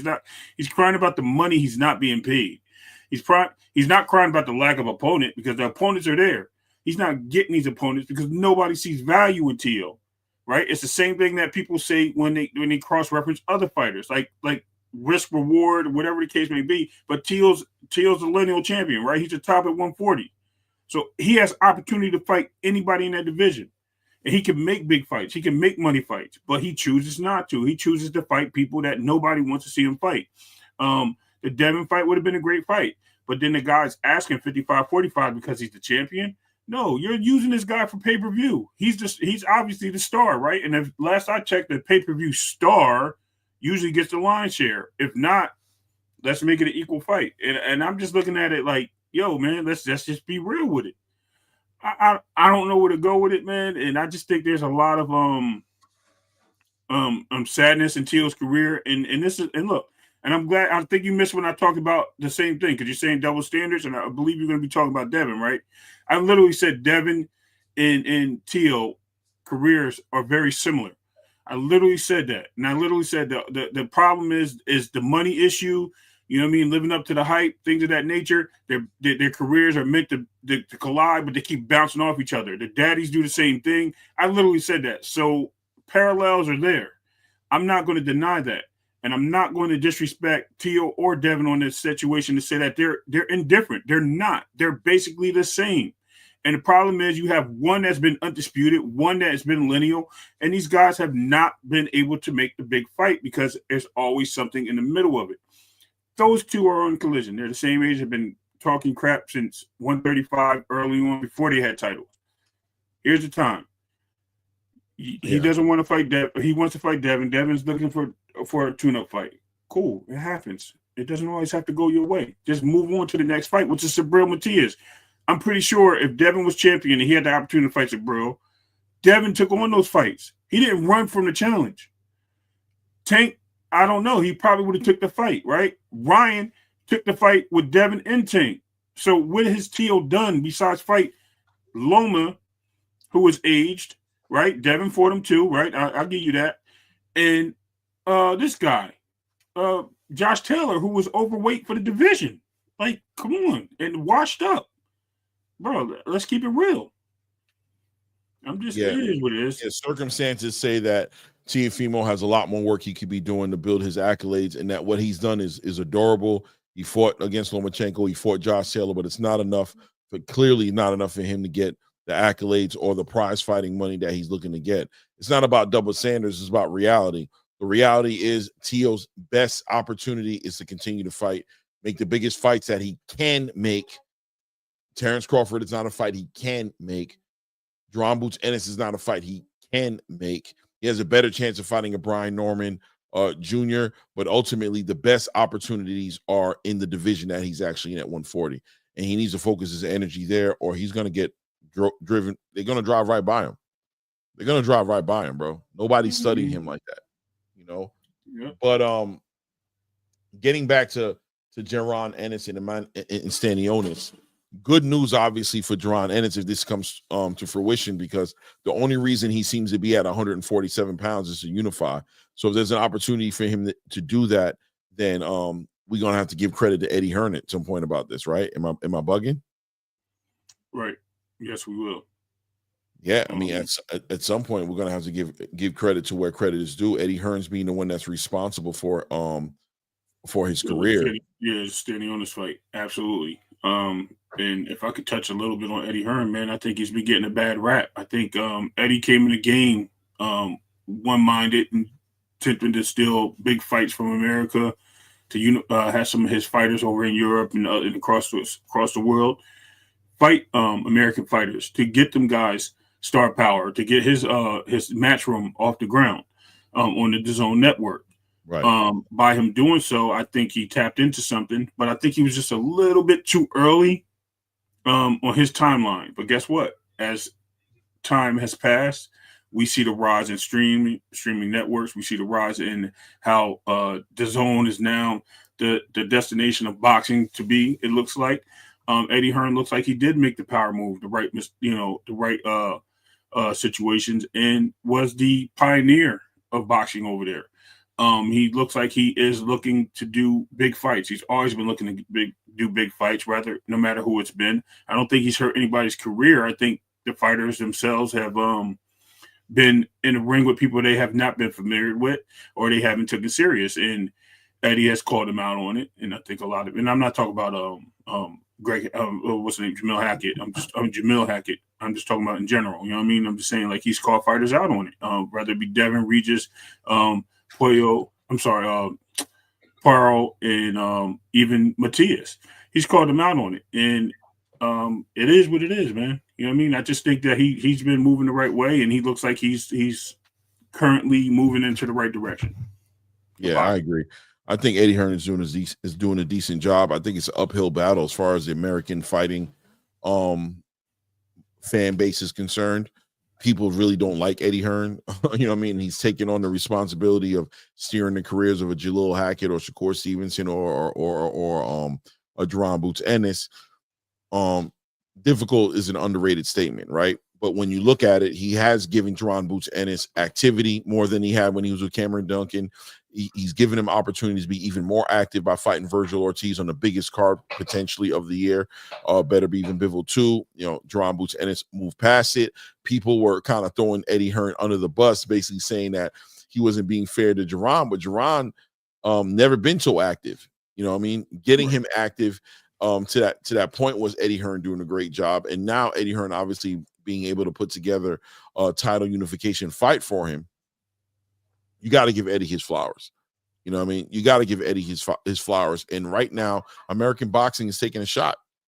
It's taking a shot. And Eddie Hearn investing in the space, I think we should embrace it. You know what I mean? I don't think throwing shots at him for him fighting an uphill battle against an American boxing fan base that doesn't want to accept and that's going to push back at everything that he does, and he's still pushing through it, is going to make sense to sit there and act like that's not what's happening. You know what I mean? And he's got respect from his peers. That's what's important. You know what I mean? Having the respect from your counterparts and the guys across the room from you that have these matches. Salute, Legacy. Oh, he changed his name up? Who changed his name? Legacy over Currency. The What's Legacy his name now? The Legacy man. Oh, salute, That's Legacy what's man. up, yeah, I knew it was him because he got the rent. You know what I mean? Wasn't a troll, but yeah, man, absolutely. You know, we'll have to see how it goes, man. And look, at the end of the day, these guys are all going to meet at some point. I think Eddie Hearn's been one of the pioneers of bridging the gaps between promotional companies, allowing his fighters to go over, to allow you know what I mean, taking the line share of the less payday for his fighters to make big fights, to get them on stages that they wanted to be on, allowing his fighter to leave and go sign with other networks temporarily to chase their dreams. Eddie Hearn has accepted and dealt with a lot of, you know what I mean, at the end of the day. So, yeah, I ain't want to cuss, but you know what I'm saying? But, you know what I mean? So, let's get that man the props that he deserves. I mean, I'm pretty sure you have other fighters that lock. For instance, Teo situation, he can't go over just to another network. He had to go to a purse bid for that, right? To fight on the zone or Matchroom. He didn't just go over there to fight Kambosos. That went to purse bid. And his own, again, just like Eddie Hearn didn't bid on Devin, Matchroom didn't. I'm sorry, Top Rank gave a low bid on the Teo fight. So at the end of the day, we got to look at it in both ways and in both scenarios on how these things all play out, man. Got to respect that man for what he's doing for boxing. Yeah, I agree with you, man. Eddie Hearn, so far, you know, a good thing, not a bad thing. I mean, ooh. So look, man, things are panning out. Obviously, we're gonna open the panel up a little bit later. Shout out to Assalamu alaikum, the legacy man's Assalamu alaikum, King. Let me see here. To the brother. Yeah, for sure. Let me see here. 2 Cents. Teo has a history of passing up smoke. Dev receives plenty of criticism as well. Yeah, 2 Cents for sure, man. Moving on though, looks good for Adrien, and it looks like that negotiation is moving forward. And this is a fight that needs to be made, and Eddie needs to step up to a degree. Because listen, when you sign these fighters, you sign them knowing what their aspirations are. You sign them knowing what the assignment is. He was having a hard time, pass up on the opportunity to make the fight with Brian Norman Jr. If he's able to do this with Stanionis, shout out to Eddie Hearn. All right, so let's move forward to the next topic right here. BLK Prime. Back in black. Yeah, BLK Prime showing out, you know, Devin Haney signing to them, but it looks like Deontay Wilder might be in the conversation. Have you heard about this? Salute, Rachel. Yes. Can we get some horns for the queen in the building? Rachel. Okay. What's up? Yes, I've heard. I even heard that it's going to be a decent fight. You know what I mean? Listen, these guys are coming off, because somebody mentioned earlier that Devin and Deontay signed to BLK Prime. They're going to get B and C level fighters. And I'm like, okay, but isn't that what they're supposed to do coming off of bad performances? Don't you really get a tune-up? You're supposed to get somebody in there that you can handle and get your feet wet so you get back in the ring with some real competition. So, listen, I like the idea that Deontay Wilder, even if he goes in there and comes into BLK Prime and he gets to fight some of the heavyweights or fighters that are not in super contention, but he gets to put on the performances that we all know him as. Remember, this guy is almost, what is he, 40 years old, just about? Somewhere around that range. Yeah, so, you know, let's give that man respect for being in the ring that old, you know, and maybe he finds something fighting lower competition. Maybe he gets beat. Who knows? You know what I mean? At the end of the day, we don't know. I really don't care. except for the fact that he's in the ring. I do care about that. Peace, Stephen X. What's going on? Great Gambino. Peace. So in all due respect, he's the champ. He's the heavyweight champion that had that title for the defenses for a long time. Man, we respected at one point. Yes, he's 39. Yeah, that's what I said, about 40, right? Right. So get this guy his just due. He gave us the performance he had. He's trying to stay in there. Roy Jones did it. Mike Tyson did it. Evander Holyfield did it. They went to the latter years of their career. They fell off the limelight, and they were fighting on Triller and things like that on weird pay-per-views. They weren't fighting on main cards anymore or the Showtimes or HBOs. So what's the difference, man? If BLK Prime's going to build their platform, they're building on what they had to build Pond. And if Deontay Wilder's seeing something there, then let's follow the pot of gold. Let's see what happens at the end of the tunnel. Maybe they bounce back. They learn from their mistakes with the Terrence Crawford situation, and maybe we get some good fights going forward. Yeah, all the above, man. But I'm gonna tell you straight up, I'm gonna be real with you, man. I need to see what him and Malik Scott working on, man. Spinning in the ring with a broom. Yeah, like Deontay Wilder being the version that I saw fighting against Joseph Parker or fighting against Zhang Zhang, I'm not really interested in seeing that. So look, if Deontay's coming back, let him come back. You know what I mean? But he has to be closer to the older version of himself pre Tyson Fury than post Tyson Fury. You know what I'm saying? He's really not going to be successful if he's not able to get that killer instinct back. So it's going to be interesting to see how Malik Scott was able to go ahead and garner that energy back up and put him back where he needs to be. BLK Prime, probably the bigger part of the story. You see them getting involved in these big fights. You have to ask yourself, what's BLK Prime look like by the end of 2025, and what is they looking like? What are they looking to look like in 2026? Because signing Devin Haney, signing with Deontay Wilder, that's a big move. That's a big move. You know what I mean? Salute to the Libras. Like I say, Dubai en forme. Right, the Libra. Salute. Carl Brown in the building. Salute. AJ Moore in the building for sure. Yo, listen to AJ Moore. We've got X amount of people up in here right now. Where are we at right now? Hold on, let me look here. See where we at. We've got 49 people in the building, and we've got, 30-something likes? Let's get the likes up, man. If you haven't subscribed to the channel, make sure you go ahead and do that as well. 36 likes. Let's get close to 49 as we can. You guys take that opportunity to go ahead and back out wherever you at right now and hit the subscribe button or double tap on your screen if you're following us right now through your phone. You know what I mean? Let's get those likes up. I am out of it. Thanks, 2 cents. Thank you. I really appreciate the real talk. Respect to Deontay. Talk 2 cents. Salute to everybody. Let's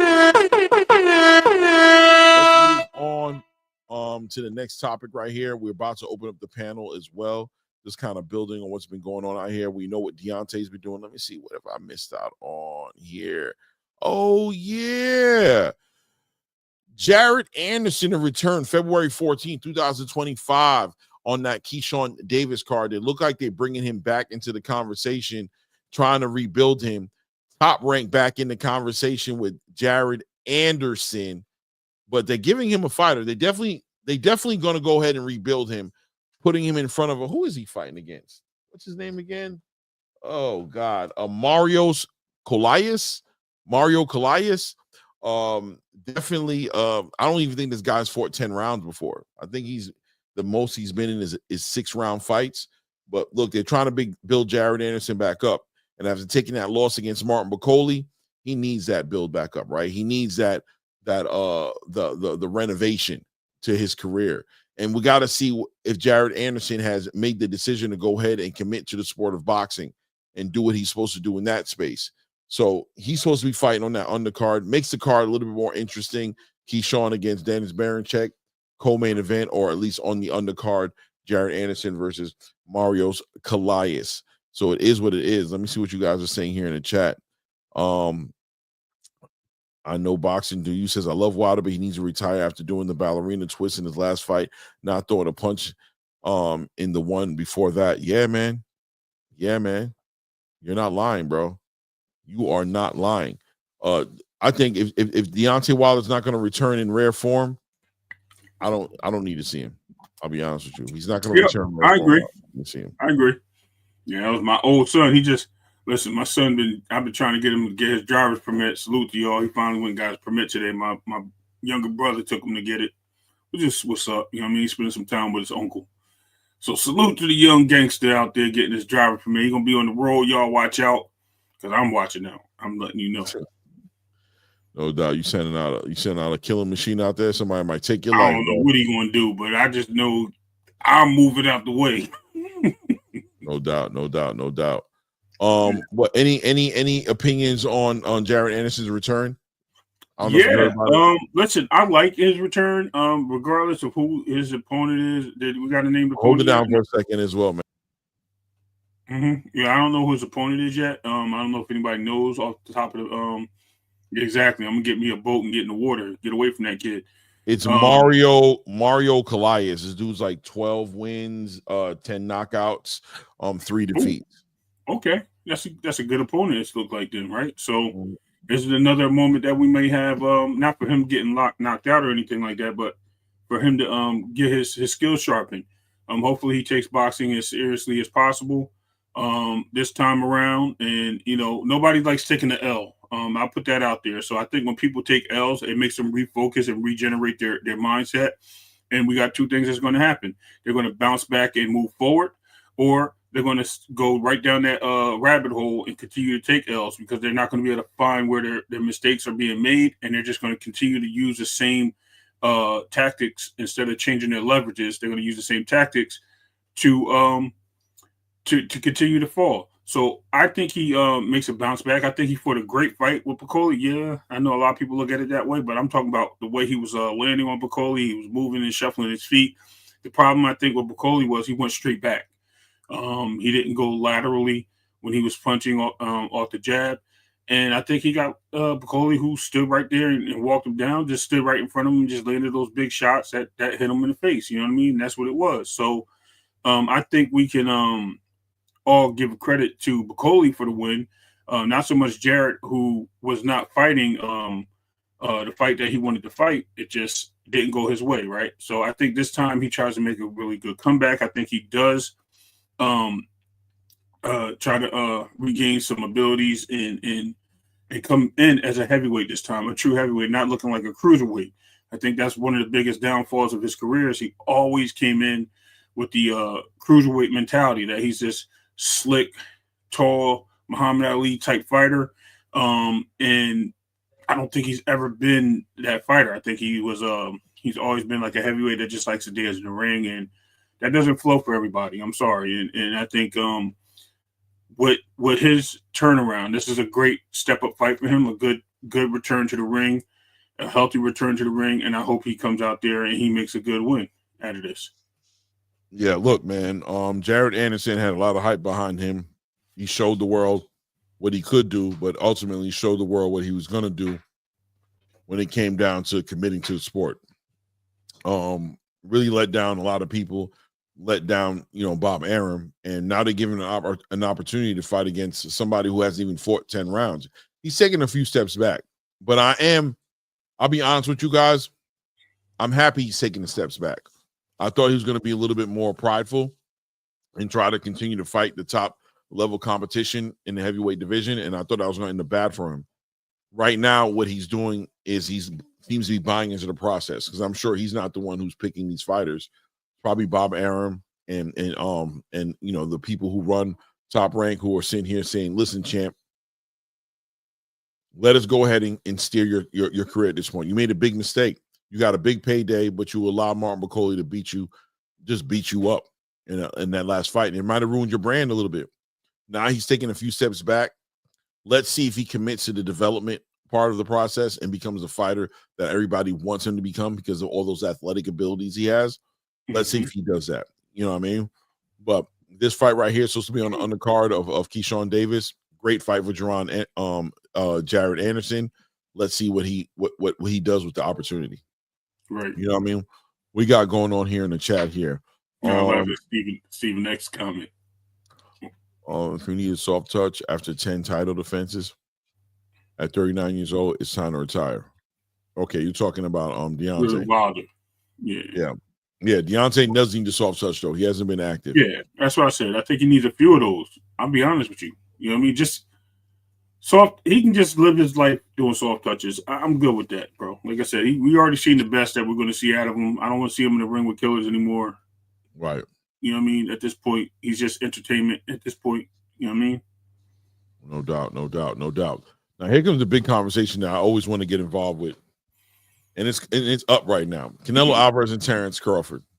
Have you been following what's going on as far as the rumors in comparison to? Yeah, a little bit. Like now we're talking about Skull. Now we're talking about is this really going to happen? And Canelo's like, yo, I can get at I can beat Terrence. Terrence is easy work. You know what I mean? And he'll take the fight. Like I don't know where this is going. This is a merry-go-round of nonsense. I ain't gonna lie to you. It's like, are we pretending not to have the fight, or are we looking to have the fight? Like, what are we really doing? So, I just want to say, man, listen, whatever way it goes, I hope this fight is made.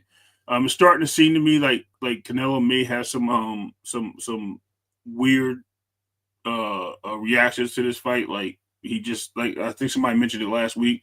It's one of those fights that he feels that if he wins, they're going to say be the smaller guy, which he already did 19 times. So I don't even know why that's even a problem. You know what I mean? Or if he loses, you know what I mean, he lost to a smaller guy, and that's the risk versus the reward. So I think in the back of his mind, he does see a path of losing. And because of that path of losing, it plays a part in his decision making of this fight, whether he's going to accept it or not. He does know the money's there. They already proved that the money's there for this fight, and people would like to see this legacy-driven fight.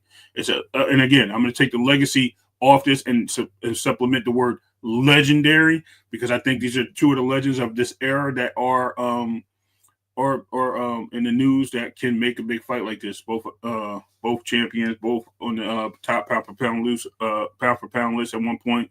Both fighters always have great accolades and great opponents, great resumes. So, I mean, it's a fight to be made, in my opinion. And if it's not going to happen, it's not going to happen. If William Skull gets in the way, then he gets in the way. It is what it is. Man, Terrence, you know he's my guy. That's my favorite fighter. Look, at the end of the day, this is the biggest money play that Canelo Alvarez get involved in my opinion. He doesn't get more money from anybody else outside of David Benavidez than with Terrence Crawford. You know, William Skull, even better be the winner between better. Well, I don't know. Maybe Bivol might be also a similar payday. But this is the big fight. This is the big money. This is the opportunity. Boxing knowledge, a heavy troll. Beware. Okay, boxing knowledge. Anderson. He's fine. I'm gonna keep an eye on him. I'm gonna keep an eye on the legacy, man. This is the biggest fight. But let me tell you, I see some gold at the end of the rainbow. Just bringing up this whole entire William Skull situation. If Canelo Alvarez is legitimately going to fight William Skull on Cinco de Mayo to try to become a two-time super middleweight undisputed champion, that's awesome. That just puts Terrence Crawford in the on the path of becoming an undisputed champion at 168 right. In September. You know what I'm saying? Right. But the biggest payday, hands down, is Terrence Crawford. Hands down right now. Just visually, just aesthetically from the outside looking in. His biggest payday is fighting against Terrence Crawford, and according to Canelo Alvarez, potentially his easiest fight that he can get involved with. I think this fight comes together, and I think when it does come together, it's going to be one of the best fights, not only of the year but probably of the era-wise. You know what I mean? Of this time period, seeing Canelo Alvarez fight with Terrence Crawford might be the biggest fight that could possibly be made. What do you think? I think again, I think everything I said before. I think what you're saying is 100% true. There's no other path right now for both these guys at the highlight the end of their career. So why not get a tangle and get in the ring and make, like I said, make a legendary fight, make a fight that the fans want to see for a long time and make it happen. If it doesn't happen, it doesn't happen. If you want to go two-time undisputed in the same division, which I think is the wackest thing, because you didn't lose the belt in the ring, right? To me, it's whack. Right. It doesn't even make sense for you to even be called two-time. I think you're just a lineal champion and you just continue to ride that wave. But if you're going to take on a fight and you want the money, This is the money fight. This is the guy that's going to give you your payday. Only other fight you have is the guy that Terrence beat, and right now he's trying to fight a guy to get his comeback going on, and he's on the same side of the street as you. And I don't think he's willing to get into that type of fight right now, in my opinion. I don't think he's willing. Another opportunity he has bringing the fighter up would be Laura. Does he fight as only Laura? No, I don't think he wants the piece of that guy no more. I think even that was a tough fight for him. So I think he stays away from certain fighters and certain situations. I think this fight here is the fight to have. If he does fight Skull, I'm not mad at it because it is an opportunity for him to put more accolades on his history level, or you say, or his resume, and go that way. But I just think that this fight with Terrence is the fight that it's been built up. I just have to say it's been built. Like, I think last year I was like, no, right? And now I'm like, you know what? Let's do it. You know what I mean? Let's get it. So No doubt. Yeah, man, I'm all for it, man. I want to see Canelo and Terrence Crawford 2025. So let's make it happen. Here, guys, I'm throwing the link in the channel right now. If you guys want to come up and build at all on any of the topics we were talking about, obviously the link is there and the panel's open for those type of conversation. There's the link. Hit the button if you want to hit the button. As far as Terrence Crawford and Canelo Alvarez, the money fight is there. I'm 90%, 85-90% sure that this fight is going to get put together at this point. Mm-hmm. Yeah, whether it's going to be Cinco de Mayo or September, is going to be Independence Day, right? Yeah, that's going to be the only thing. Freaking Flyer was good. What up, yo? Assalamu alaikum. Wa alaikum assalam. Yo, what's going on? Y'all can hear me? Yeah. Clearly, fam. It was good. Oh, yeah. I was saying, I think I like Undisputed for Canelo more. And I say that because it'll give Terrence Crawford more reason to even risk it and go up there, because now he has a chance. If Canelo collect that other belt and become undisputed again, then the Terrence Crawford versus Canelo fight has more meaning to me because now Terrence has the opportunity to become 3 times undisputed. I don't like him moving up that many weight classes to do the fight, but I think that adds more weight to him doing it, Yeah, I see that happening that way. I ain't gonna lie to you, Frequent. I think that that is what's gonna happen. I think Canelo fights Skull and becomes undisputed, and I think they fight in September. And the question at that point becomes, what does Terrence do until September? I think it's probably gonna be Bakram. Yeah, and I think that I think that's better for Terrence too, because he get a chance to acclimate himself to the division a little better. He get to try to get a fight in up there. So he won't. It won't be the jump won't be so bad. It won't be so immediate. That's what I think. Yep, it gets a unification opportunity there. What I don't like is the September opportunity, right? So let's just say he does go undisputed. Now we got some things we got to play on. We're gonna have some mandatories set for Canelo Alvarez. So we got an interim champion in a rematch, which is a big money fight also with Caleb Plant. We got a Mexican #1 contender with Diego Pacheco if he gets past his next fight. So we have opportunity for Canelo to just move a different direction. Let's just be real. The Mexican Independence Day fight will be great to the Mexican fan base to see him fight Diego Pacheco at that on September Mexican Independence Day, September 9th. So it's a lot to play out to see how things are going to go either way. But here's where we go. We have to see exactly Stephen X. Absolutely. September's a long way. We have to see how things play out. Bud may change his mind. He might beat Bakram and be like, you know what? Earl got these belts or Fedor got these belts. I got 2. Yo, I'm about to go get these other belts. You know what I mean? And if he gets awarded the belt, right? Because they're talking about stripping Fedor, right? If he fights Earl and giving Bud the belt, so now they have 3 belts we're getting, right? So all he needs is 1 more. So he goes to fight so he can be undisputed at 154, then move up. It's a lot of opportunity for both these fighters to at their weights and stay in that division to make that fight even in 2026 also. But We have to see how it all plays out, guys. I mean, again, I think that'll be a waste of time for Bud to fight at 154 again if he's seriously thinking about going up and fighting Canelo.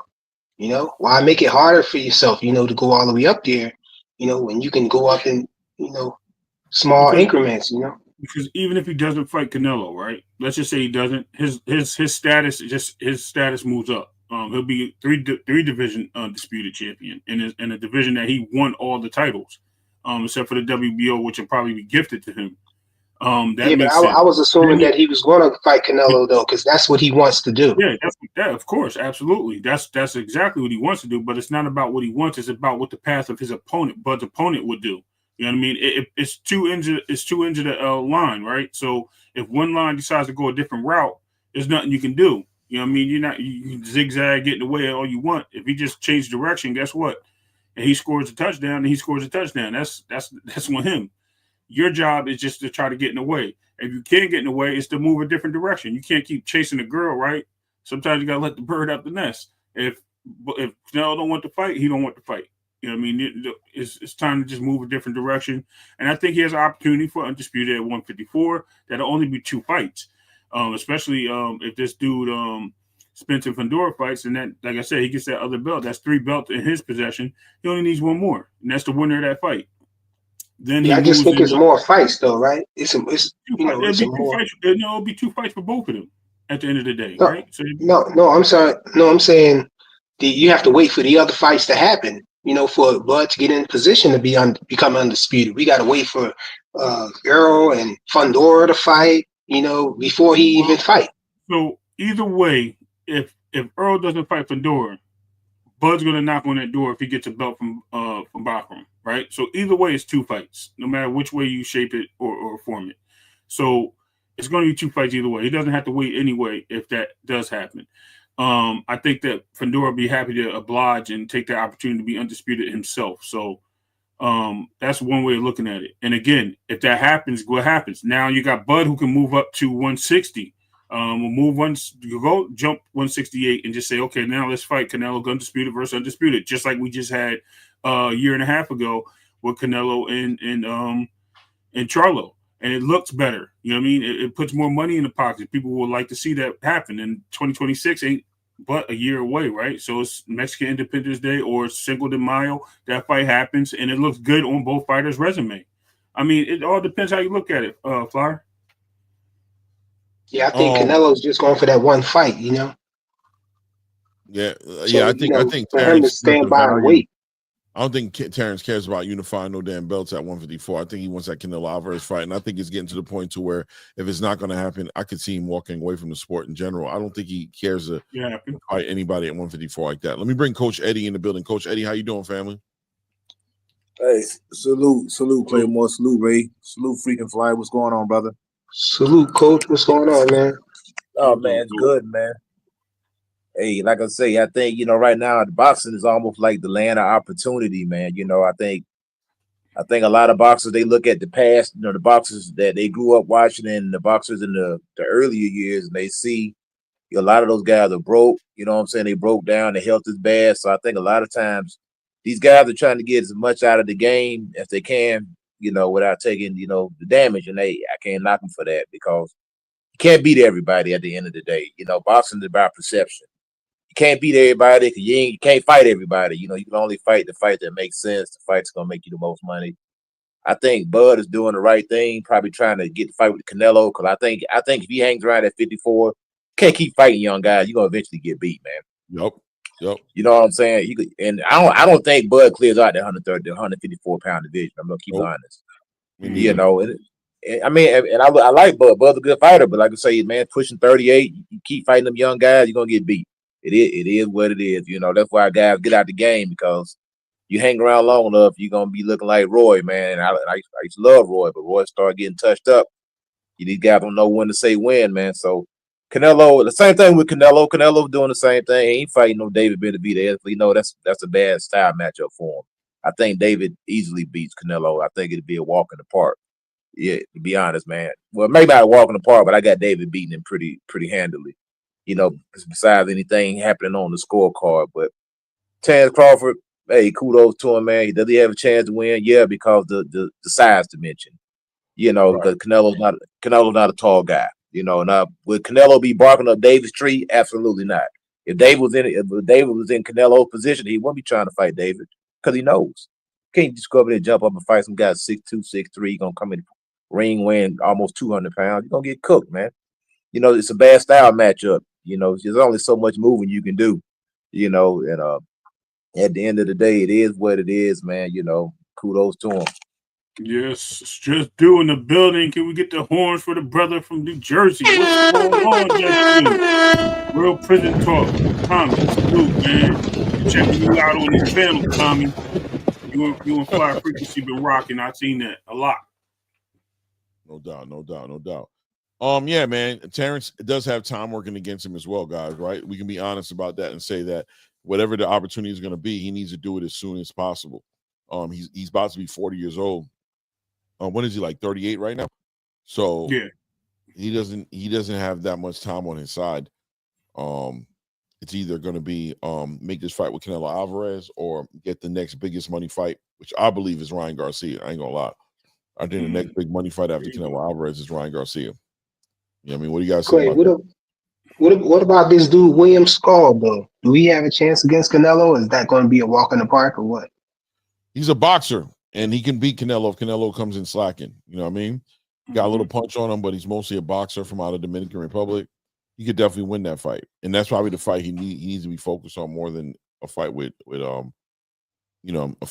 Terrence right now. As far as if he's trying to become undisputed, William Skull is official, bro. He's a good fighter, bro. He's just not a big star. You know what I mean? Not a big draw. Clay, you want to see Ryan versus Bud? 2 cents. I don't know if I want to see Ryan against Bud, as in like I want to see that fight, but I can see that fight happening because Ryan is a big draw, and Terrence fighting Bud, that's gonna be a money play. That's a money play right there. Just based off of the following. What's up? 9 Fingers. They pouring in, man. Listen, make sure y'all smash that like button as y'all into the building. Yeah, definitely hit subscribe and the like button. Yeah, I'm gonna hop off. I'm at work, y'all. Salute. Yeah, all right, man. Yeah, no doubt, Flyer. Hey, you guys want to talk about this David Benavidez, David Morrell situation a little bit, as far as his PEDs and everything that's lining up with that? That's crazy. It's a lot going on, man, with that situation. Go ahead, Coach. You can start it off. I don't know if he has an opinion on it. How you feel about it, Coach? Yeah, man. I'm looking forward to the fight. First of all, in February. I think we're February 1st. Looking forward to that. Like I say, it's drama. You know what I mean? I ain't never really been a fan of a guy accusing another guy of PEDs, without being tested or being popped dirty. You know what I'm saying? All this speculation. I mean, you can do that with everybody. I mean, Anthony Joshua, you can look at this dude, but oh man, this dude definitely on steroids, but he always pop clean. Right. So I ain't never been no fan, man. Like far as PED, it's called performance enhancing drugs. Right. And what's the difference between legal and illegal? I mean, one of them's legal and one of them's legal, but they both are gonna enhance your performance. You know what I'm saying? So really, all these guys are taking PEDs. Some of them are just legal, and some are illegal. But your performance is enhanced. You ain't just eating apples and bananas and oranges. You go in there, and giving it your all. You taking something. So it is. All of them are on PEDs. Some of them are just popping that illegal stuff. As far as the fight goes, shoot, man. To me, it's a pick 'em fight in way I'm looking at it. It's almost like a 48-52, that type of fight to me, because both guys, David, they looking at each other eye to eye for one. David always had that size advantage, and both guys actually used to have a size advantage on each other. So now I really like to say it's the battle of the Davids. I think that Morrell, as long as if he can cut David Benavidez punch output in half, he'll win that fight. And that's what Floyd was able to do with Manny Pacquiao. That's how you beat a volume puncher. Their strength is their volume, so you got to cut the volume down. So, John, that's all you got to. If you beat David, you cut the volume down. He's gonna win that fight. He's gonna win that fight. What do you feel about the performance enhancement drugs, as far as the suspicion in David Morrell and David Benavidez and his team, Nemo and them guys saying that there's a whole bunch of suspicion there, and they seem to be a little bit paranoid about this performance enhancement drug situation. I mean, David Morrell's never popped on a test positive before, but do you think they have like some grounds for this argument that they're putting up and the scrutiny that they put in the accusation at the end of the day that they're putting on David Morrell? Hey, Clay, can I say something? Go ahead, brother. Yeah. I don't think that he accusing them, but you know how they say, because all we need to hear it one time. You know what I mean? We just need to hear that one time, and then hear it from people that been in camp with Morrell. I don't think Morrell dirty. Stop, y'all. I don't think Morrell dirty, but I can understand what David coming from, because David not accusing him. Y'all gotta think about that too. David just saying same old thing that everybody else said. Let's just test. My problem was Morrell should never gave that pushback all over testing though. He gave pushback because the guy said something about testing. To me, that's when I looked at Morrell and said, damn, boy, like, what you mad for? Like, this guy just brought up something that everybody's saying that they're advocate for. Yeah, but look, I don't know. I think there's a narrative potentially being painted that he pushed back, right? I think there's a difference between pushing back and I'm not going to do you no favors. Like, if Vada's not testing me and I'm in the pool, I'm not going to sit there and go, why ain't I being tested? I need to get tested. That's that, and at the same time, keeping in mind, of course, that David Benavidez and his team feeling some kind of way about it, that gives Morrell a little edge, right? Like, if you know, Carl, that you're not dirty, right? And you're going to be clean, but you see that it's driving him crazy, you might sit there and be like, nah, bro, I'm going to test when they make me test. I don't need to be sitting here testing, volunteer nothing. Right. And that's why I said not to take nothing away from Morrell, but Morrell did react. That was my problem. He reacted to this guy saying something about testing. Right. David last interview, that's why, you know what? David got the real name. I think I just said something about this earlier about Earl Spence earning his nickname. David got the real name, the Monster, because his last interview, he did say, but I'm not worrying about it. Well, we're going to go in there and fight anyway. David said the only way the fight would have been off if he'd have hit him in the face with that belt. You know when he threw the belt across the ring? Cool. Okay. Like that. This what David came out of his own mouth and said. That's I like to hear that, but at the same time, Morrell is big enough for us boxing fans to say, nah, you still be on top of make sure ain't nobody. Like both of them be on top of each other. Make sure ain't nobody taking no PEDs because they them some big boys. So any one of them get, I ain't talking about no Austrian. I'm talking about like they, if they go with that. Y'all know what I'm talking about. That real, you don't think that the power that David Morrell is able to generate? You don't think that the power that he's able to generate and all the stoppages is the biggest concern from the David Benavidez team more than the pay? One thing but one thing that David said, and this is what I said, because I like this fight for what it is, and you know what, I'm happy this fight made because this fight right here, it shouldn't be no fans talking about, oh you how can I say it? A David Benavidez, what they be saying? You're a David Benavidez sexual. You're a Morrell sexual. This fight right here, whoever wins, now you get what I'm saying? I just think that this fight, I'm not gonna lie, man. It's hard for me to pick against David Benavidez after. It wasn't even the Plant fight that got me.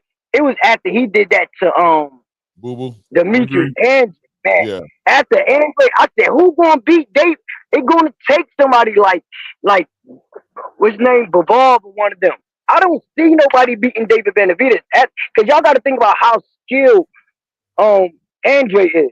He had no power at 168 Like, though. He said it. Adrien was throwing Adrien was throwing some things up damn, but even he said out his own mouth, he felt like he still wasn't doing nothing. And even on camera, it looked like he wasn't doing nothing. When he do his best shot, it looked like he wasn't doing nothing. David Benavidez to fight. And I think that I don't even want to put no prediction because I am going to put my money on David, though. But I think what I believe. Let me tell you what I believe, Carl. I think David's going to stop him. This is what I believe, right? It's I an think easy he's going to get dropped. I think he's going to get stopped in this fight, too. I'm putting my money on David, too. David Morrell. I think David Benavidez is going to get dropped. David Benavidez, you think he's going to get stopped? Yeah, I think so. No, I think David Benavidez is going to get dropped. I think I think David Benavidez is going to be. I'm talking about. Right. It's going to happen in the middle of him punishing him. Right. I think it's going to happen in the middle. It's going to be like a drop, but not like no wobbly legs. Like it is going to be. I just think he's going to get dropped. I think Morrell going to get a moment. A conscious drop, right? So how does that play out? In my opinion, those are the worst ones. I think when you bounce back up because you get wobbly leg, a lot of times you want your get back, right? But when you got a conscious drop, that usually makes you sit back a little bit and evaluate like, yo, what am I getting myself into? So that changes the whole perspective and the way you're going to approach the fight. I did want to touch in. Actually, Clay wanted to talk, so if you want to go first, but some of the things you said, but I'll wait to see what Clay wants to do. At the end of the day, I think Team Benavidez is very concerned about this power about David Morrell. I think they understand that forward volume punching that they do puts him in position to go ahead and get flipped by David Morrell. And I think there's a little bit of concern about that power.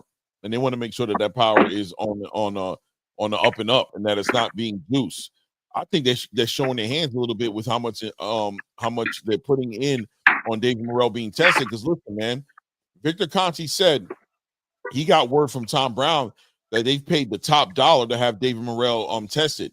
David Morrell has not contested being tested under VADA rules. It's just that they're mad that VADA isn't testing him as often as they feel like they should be testing. David Morrell has passed every single test that's been in front of him. He has not turned away a test. He's not done none of these things. And stop.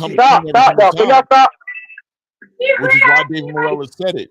Look, bro, none of these excuses you're saying is going to stick. Your best bet is to train hard. You know what I'm saying? There's no excuses. Mm-hmm. Train hard and get ready for this fight because this fight is happening. I'm not popping dirty on no test. It's not going to happen. I'm not failing no test. You're not getting out of this fight.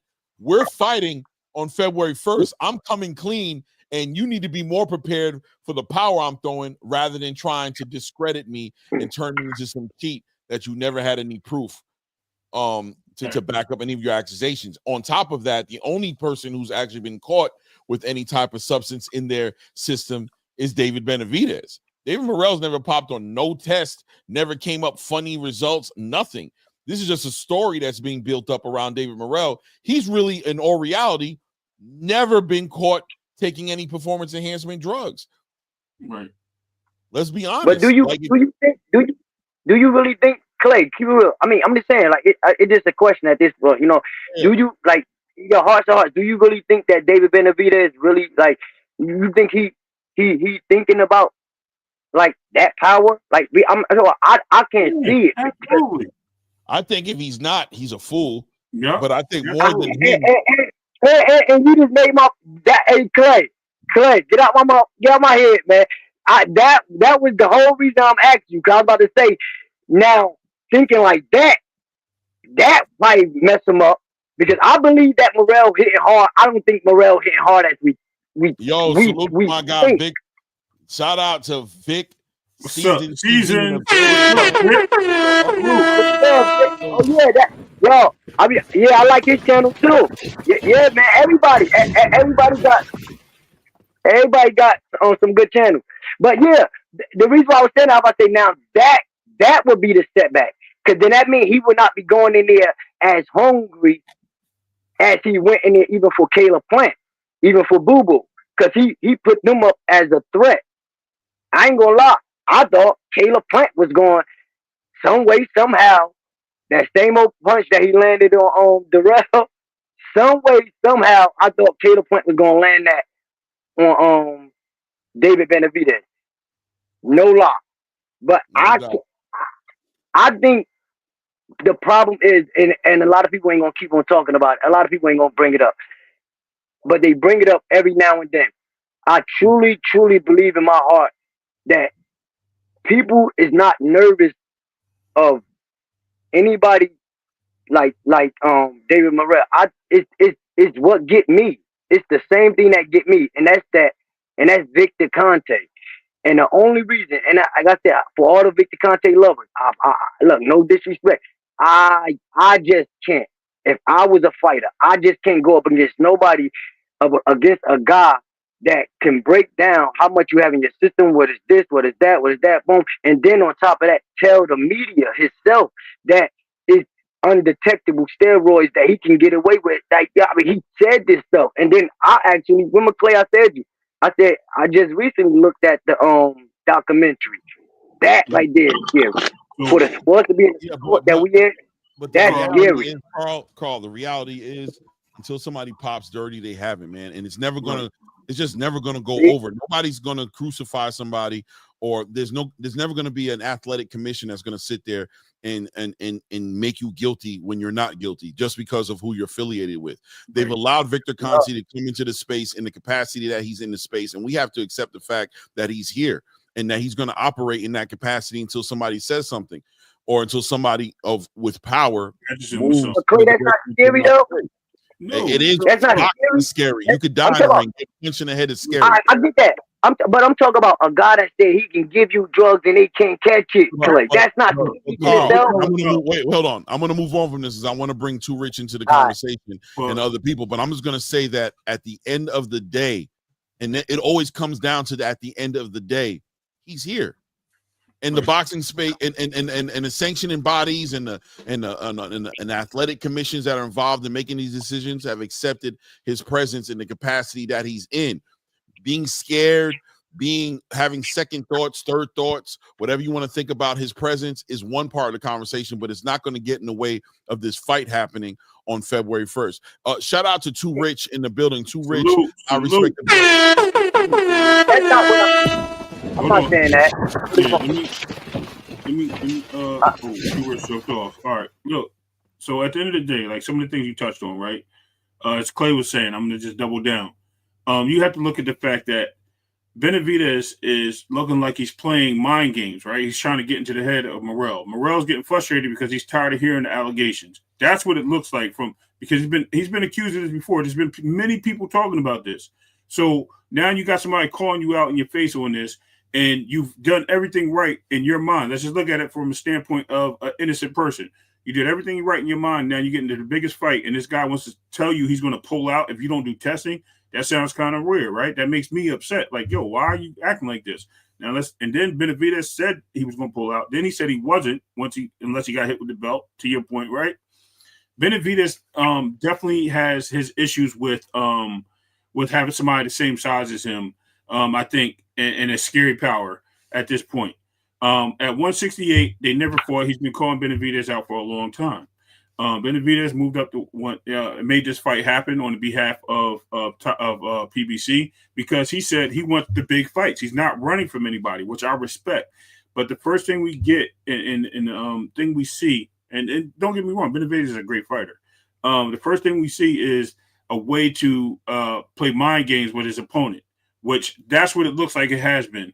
And that's good in boxing, right? Because if you can get into your opponent's head, the first thing you do is you have the advantage of getting in the ring.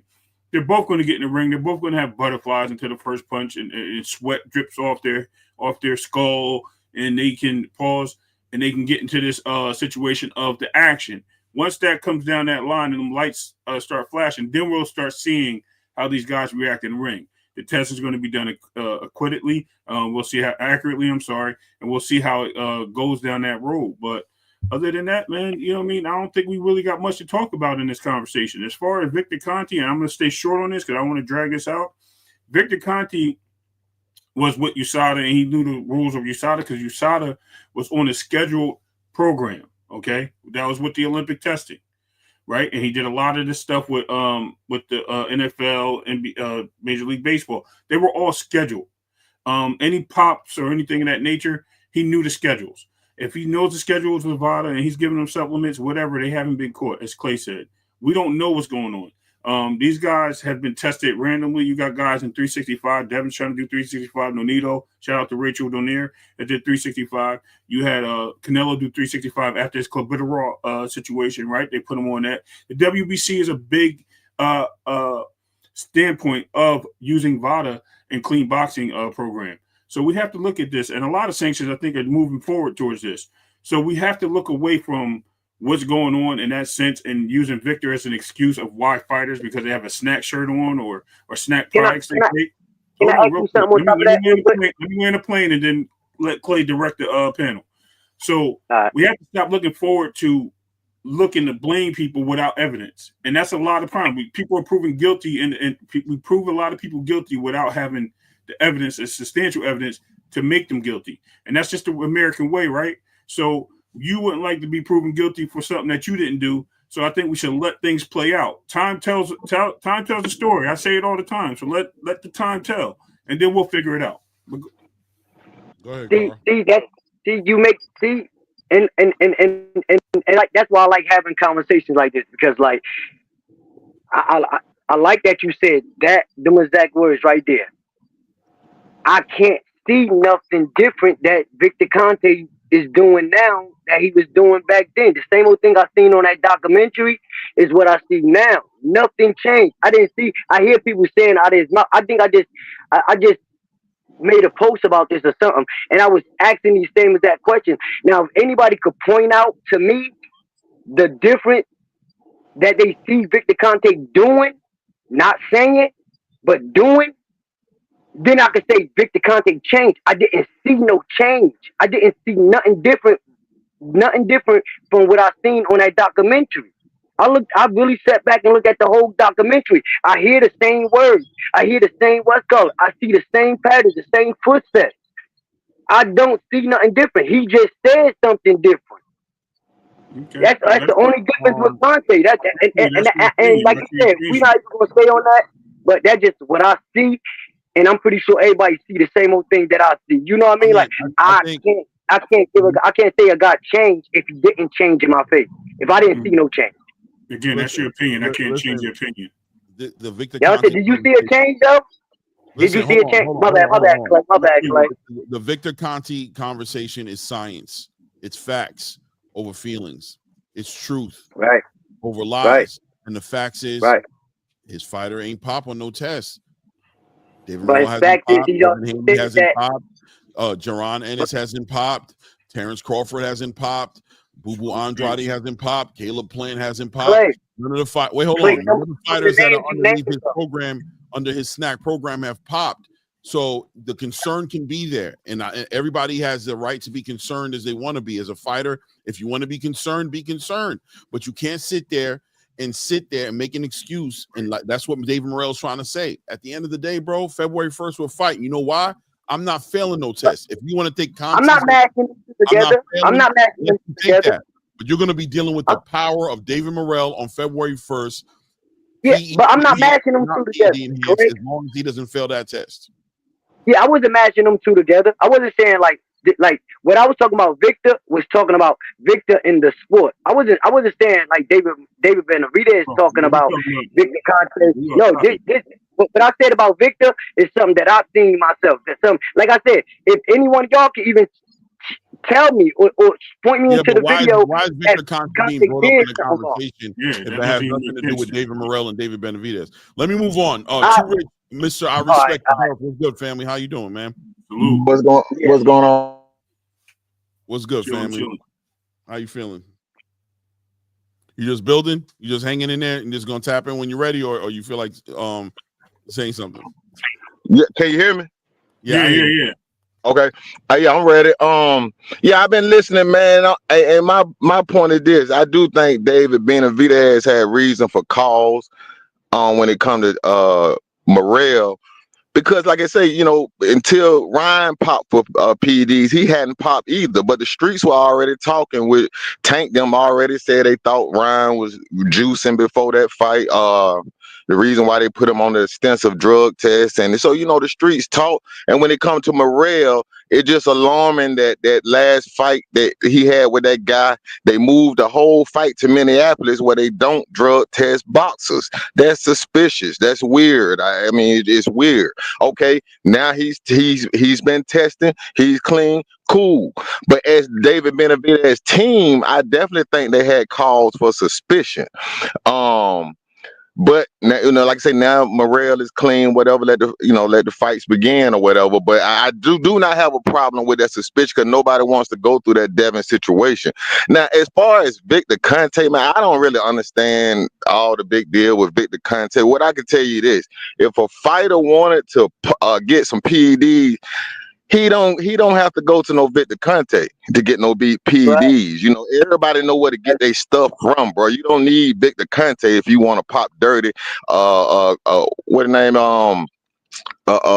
Canelo and Valdez and all those people, Big Baby Miller, they didn't have to go to Victor Conte to take PEDs. So I think the whole Victor Conte thing is kind of blown out of proportion for me. Yeah, I agree. I always said the same thing as far as we think Victor Conte is the only person who can cover up, who can help somebody take a PD test and not fail it or pass it. No matter, listen, bro, people are going to take marijuana tests to get jobs and passing piss tests all day long, just smoking a blunt right in the parking lot before they walked inside and pissed. People have been learning how to beat these tests for years. You know what I mean? Especially in the boxing space, you know what I mean? Especially in the boxing space.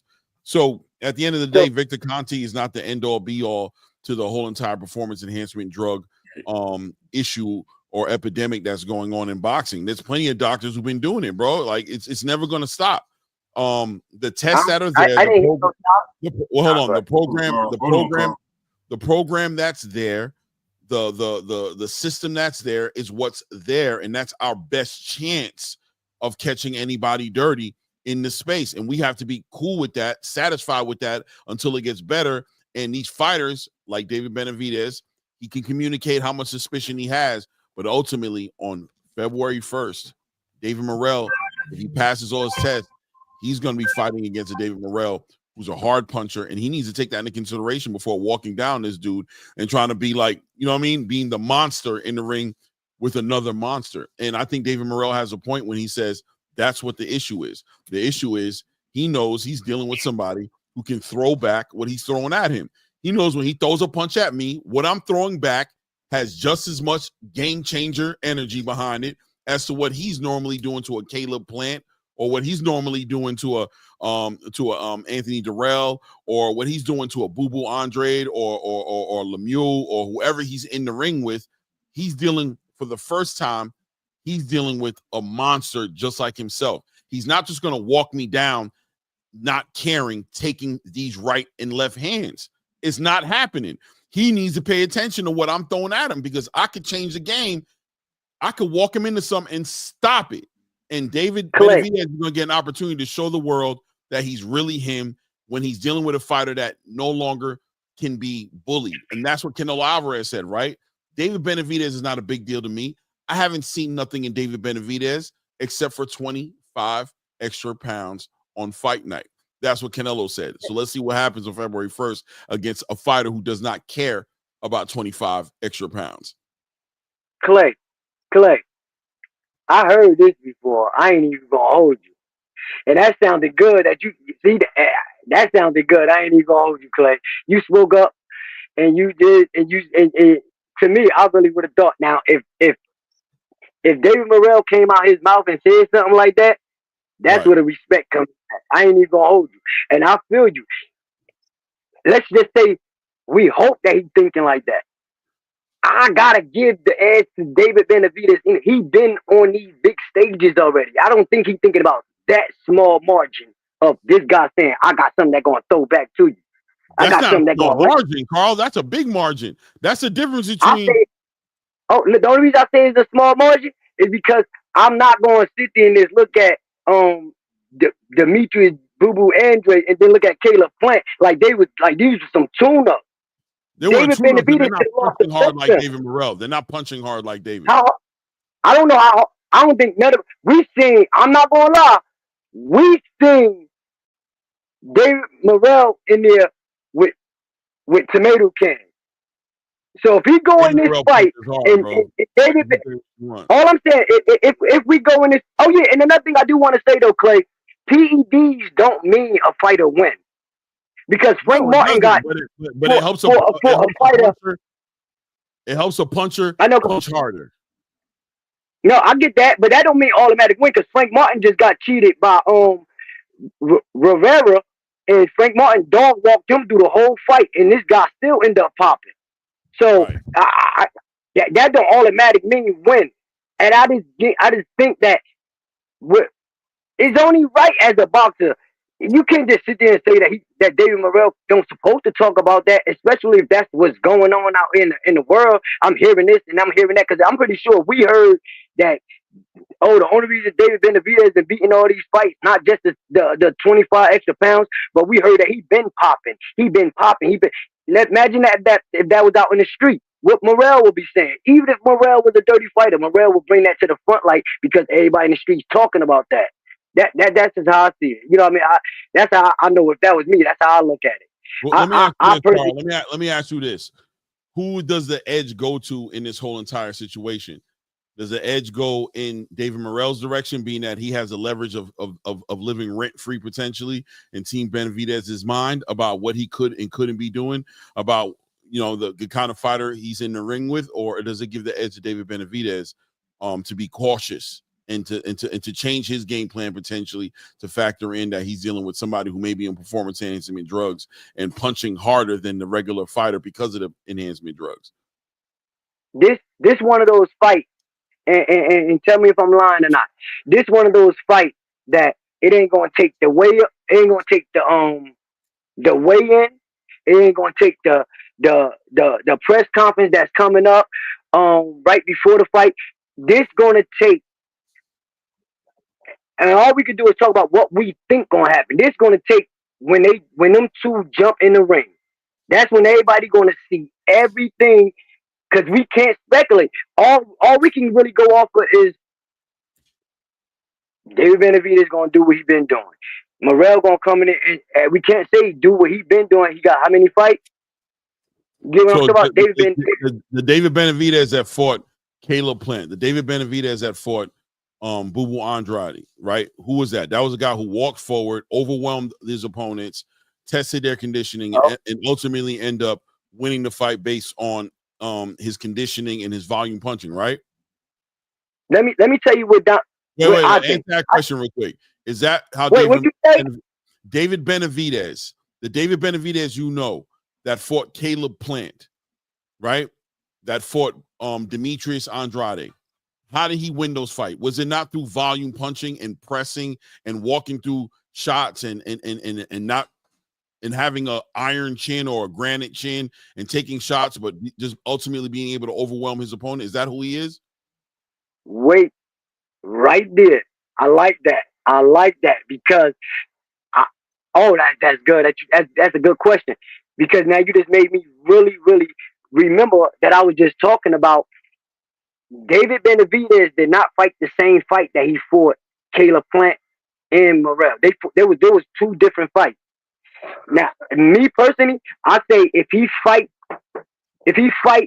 the fight that he fought against Caleb Plant, the fight start off more competitive. But if he fight the way he fought Demetrius Andre, I truly believe somebody, and I ain't even gonna be biased enough, somebody going to sleep before 6. I think that's how I see it. I think it's a good chance to be David. Let me jump in here right quick. Go ahead, Too Rich. Too Rich, go ahead. I don't hear you. You might have a bad connection. Too Rich, you there? Yeah, can you hear me? Yeah, yo, Hood Rich, what's good, family? Salute, Hood Rich.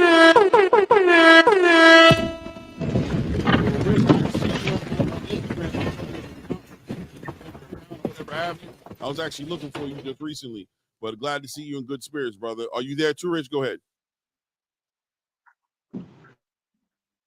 Too Rich, are you there? Yeah, he's got a bad connection. I kind of want to move the needle and kind of get into these other conversations as well and get your opinions on that, but I wanted to give Too Rich an opportunity to comment on the situation. Are you there, Too Rich? Can you hear me now? Yeah, we hear you. Go ahead, man. Hey, I'm gonna go out and come back in. All right, no doubt. Can you hear me? Yeah, I hear you. We all hear you.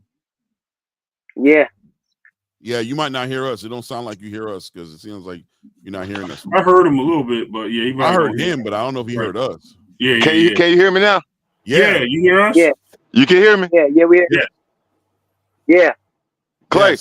Yes, we hear you. Yes, Give me a I hear you. thumbs up. Yes, Give me a thumbs up. yes. What about now? Just like before. Yes. I can't hear me. I definitely hear you. Oh, you hear me? Okay. Yeah. Hey, well, look, let me say this, man. I favor Benavidez, of course, with late round experience. Late in the fight, I do favor Benavidez, but I watched some clips from the Kyron Davis fight back in COVID, particularly because, you know, it was no crowd. And just the way Benavidez was sounding off, man, and just the speed of his hands. But he punches from his waist up. All his speed and that rapid fire hand movement is coming from his waist up. His overhand rights are coming 3/4, maybe because he used to fighting shorter guys. Where is his punch trajectory going to come against Morrell? I do not see how he's going to be effective against Morrell, being that Morrell is so much more taller. That I do think this is a problem. I think this fight is closer than people think it is. Now, I would still favor Benavidez in the late rounds, maybe to pull it out some way, but I think he's going to have a tough time with Morrell, man. You know, Morrell got a chance to pull out a real upset. Yep. I just said that.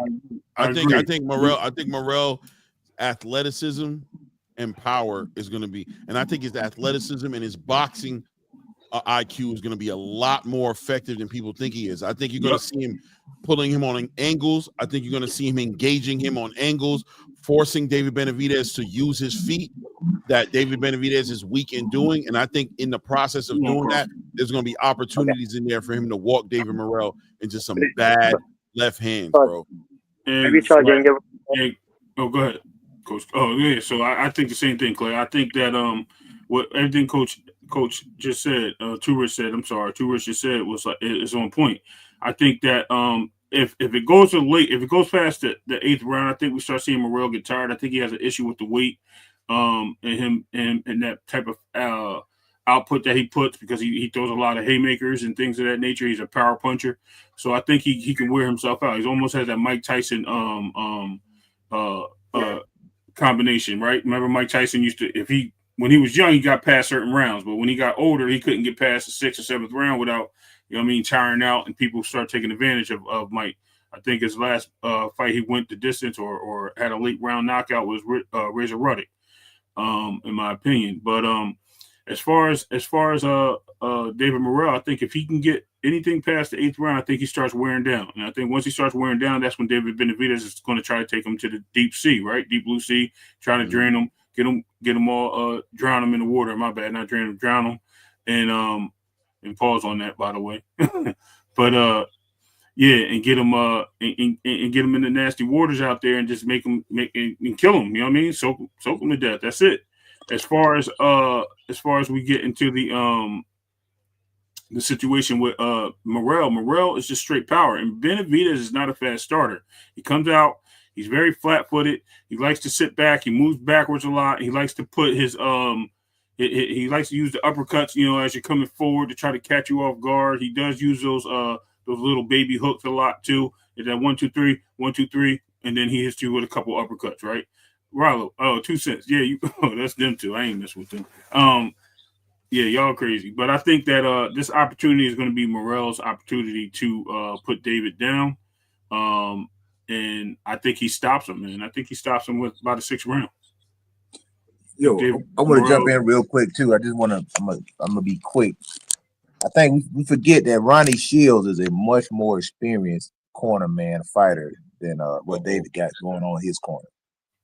We seen David Benavidez before. He's a volume puncher. He's an overwhelmer. He's a volume puncher. And I'm telling you, I just got a feeling. Sometimes power can change the way that you fight.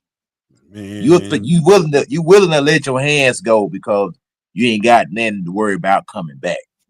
So you look big and bad when you're in there with a guy that can't punch. You're a little more apprehensive to be a volume puncher when a guy just chunking 50 calibers at you. And it's gonna be interesting. I just want to see how he react when he get hit on the button with one of them straight left hands. I want to see what his knees do. You know what I'm saying? Because sometimes that can change your whole plan right there. And Ronnie Shields he's a great trainer. Ronnie Shields is experienced. He's been around for a long time. And he could possibly get out coached in this fight. It could fall down to the trainers in the corner who's able to be able to get the best game plan and execute that game plan. So it's going to be interesting. Yo, I loved the angle you took at this and bringing the trainers into the conversation. And also obviously the ability of David Morrell to execute the game plan of Ronnie Shields, right? He's athletic and he has the IQ and the aptitude to grasp the game plan and execute the game plan. David Benavidez has not shown us, you know what he hasn't shown us? The ability to adjust and to show different facets to his game. We've seen him be very effective with the way he fights, but we've never seen him get into a situation where it was like, oh, I need to change. What this dude just did is diabolical. I need to come at a different angle. And he gets to show us that on February 1st. If that's who he is, I think David Morrell is going to force him to do that. I don't think he beats David Morrell the way he fought, the way he beat Caleb Plant. I don't believe he beats David Morrell with the game plan that he executed throughout his whole campaign at 168. And I think Canelo Alvarez was keeping it 100 when he said, all this guy has for me is 25 extra pounds on fight night. He's basically letting you know that I'm not impressed with this dude's IQ. I'm not impressed with this dude's aptitude in boxing. I'm impressed with the size, with how big and how much he can bully me with that weight. Other than that, I ain't worried about that dude. He's not a Bivol. He's not a better BF. He's not a Erislandy Lara. He's not he's not an Amir Khan. He's not these fighters that I fought, these boxers that I actually had to adjust and figure out how to use my cerebral energy to overwhelm. He's just a big guy. David Benavidez does not have that leverage in this fight. He is not the monster in front of David Morrell. He's just a boxer. He's not the monster, bro. He's just David Benavidez, a boxer. He's not the monster like he was to Caleb. He's not the big guy. He's not the overwhelming guy. He's just a fighter. David Morrell is going to provide him some adversity, and he's going to have to adjust in his fight. And we're going to find out who David Benavidez really is. And not to mention, hold on real quick. I'm going to let you go. I'm sorry. Just real quick. I don't see David Benavidez putting on a hot rod performance. I don't think he has the footwork to do that. So therefore, I think he's going to be in a box, and I think he's going to be the fighter that he's always been, like you just said. Now, I do want to counter that a little bit because I think he did adjust a little bit for Caleb Plant, but he dragged him into deep waters as well. He let him punch himself out. Caleb Plant just didn't have the power to take out Benavidez. But I think in this sense, if he does the same thing he did with Caleb Plant, it's over, bro. He's going to lose that fight to Morrell. There's no way he fights like he did with Caleb Plant and without losing. Hey, yo, I can't believe I ain't even gonna hold y'all. I can't believe we really even sitting here having this conversation, y'all. Like, and I say that, and like I said, I say that because wow, how many times y'all see people landing clean shots on David Benavidez? I'm talking about anybody he fought. Who land shots on David Benavidez? I'm talking about even when he dropped. Bostic was landing plenty of shots. Caleb Plant landed shots. Kyron Davis landed shots. He's been hit, bro. He's been hit. Hey, look. Yeah, you said they land shots, right? And I bet you any amount of money that you can say that they land a shot that they wanted to land. Huh? Every time anybody that they wanted to land, something that they set up. I ain't talking about like a shot like in the middle, and then they just got like a little chip shot that they ain't got no. I ain't see nobody land no shot that they wanted to land on David Benavidez. I think that's crazy, huh? What shot? That they wanted to land. Look. In the face, and that wasn't. No. Hey, Clay, I want you to have my answer. My answer is this. My answer is I'm talking about landing a shot on David Benavidez. You know how Caleb Plant knew that he was going to touch Darrell to the body and then come up to the head? Like, he knew he was going to do that. He knew that, it's a possibility that Anthony Darrell don't know this coming. I'm going to touch him to the body and come with a haul on the top. He set that up. I'm talking about like that. David Benavidez playing everything that he wants. I've seen David Benavidez get hit clean. I ain't talking about the flurries. I ain't talking about like when they hit it like. I'm talking about somebody. Like, I don't know.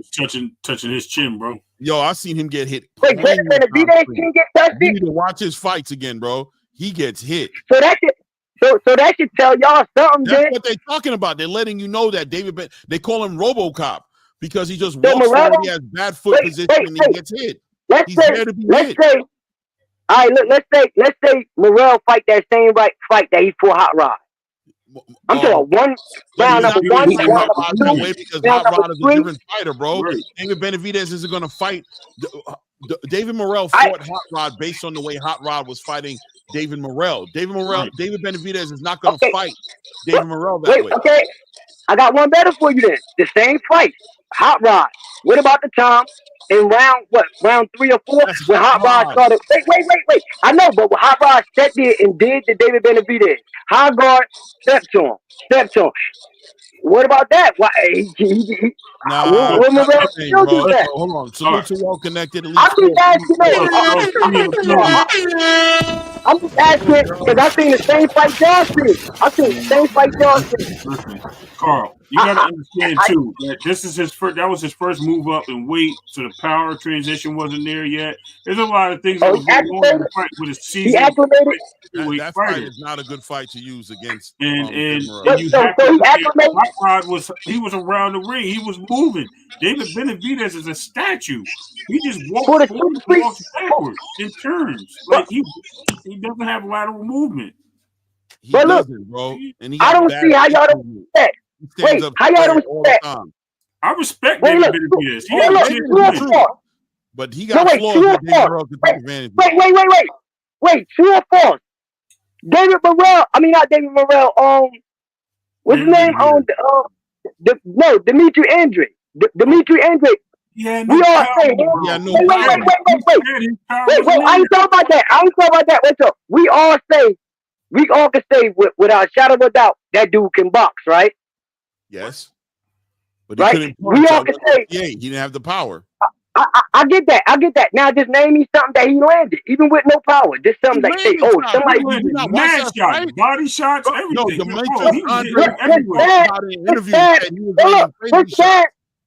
He landed a good uppercut, and he landed. Hold on 1 second, brother. Hold on, Carl. Hold on 1 second, Carl. Go look at the press conference at the end, the final press conference.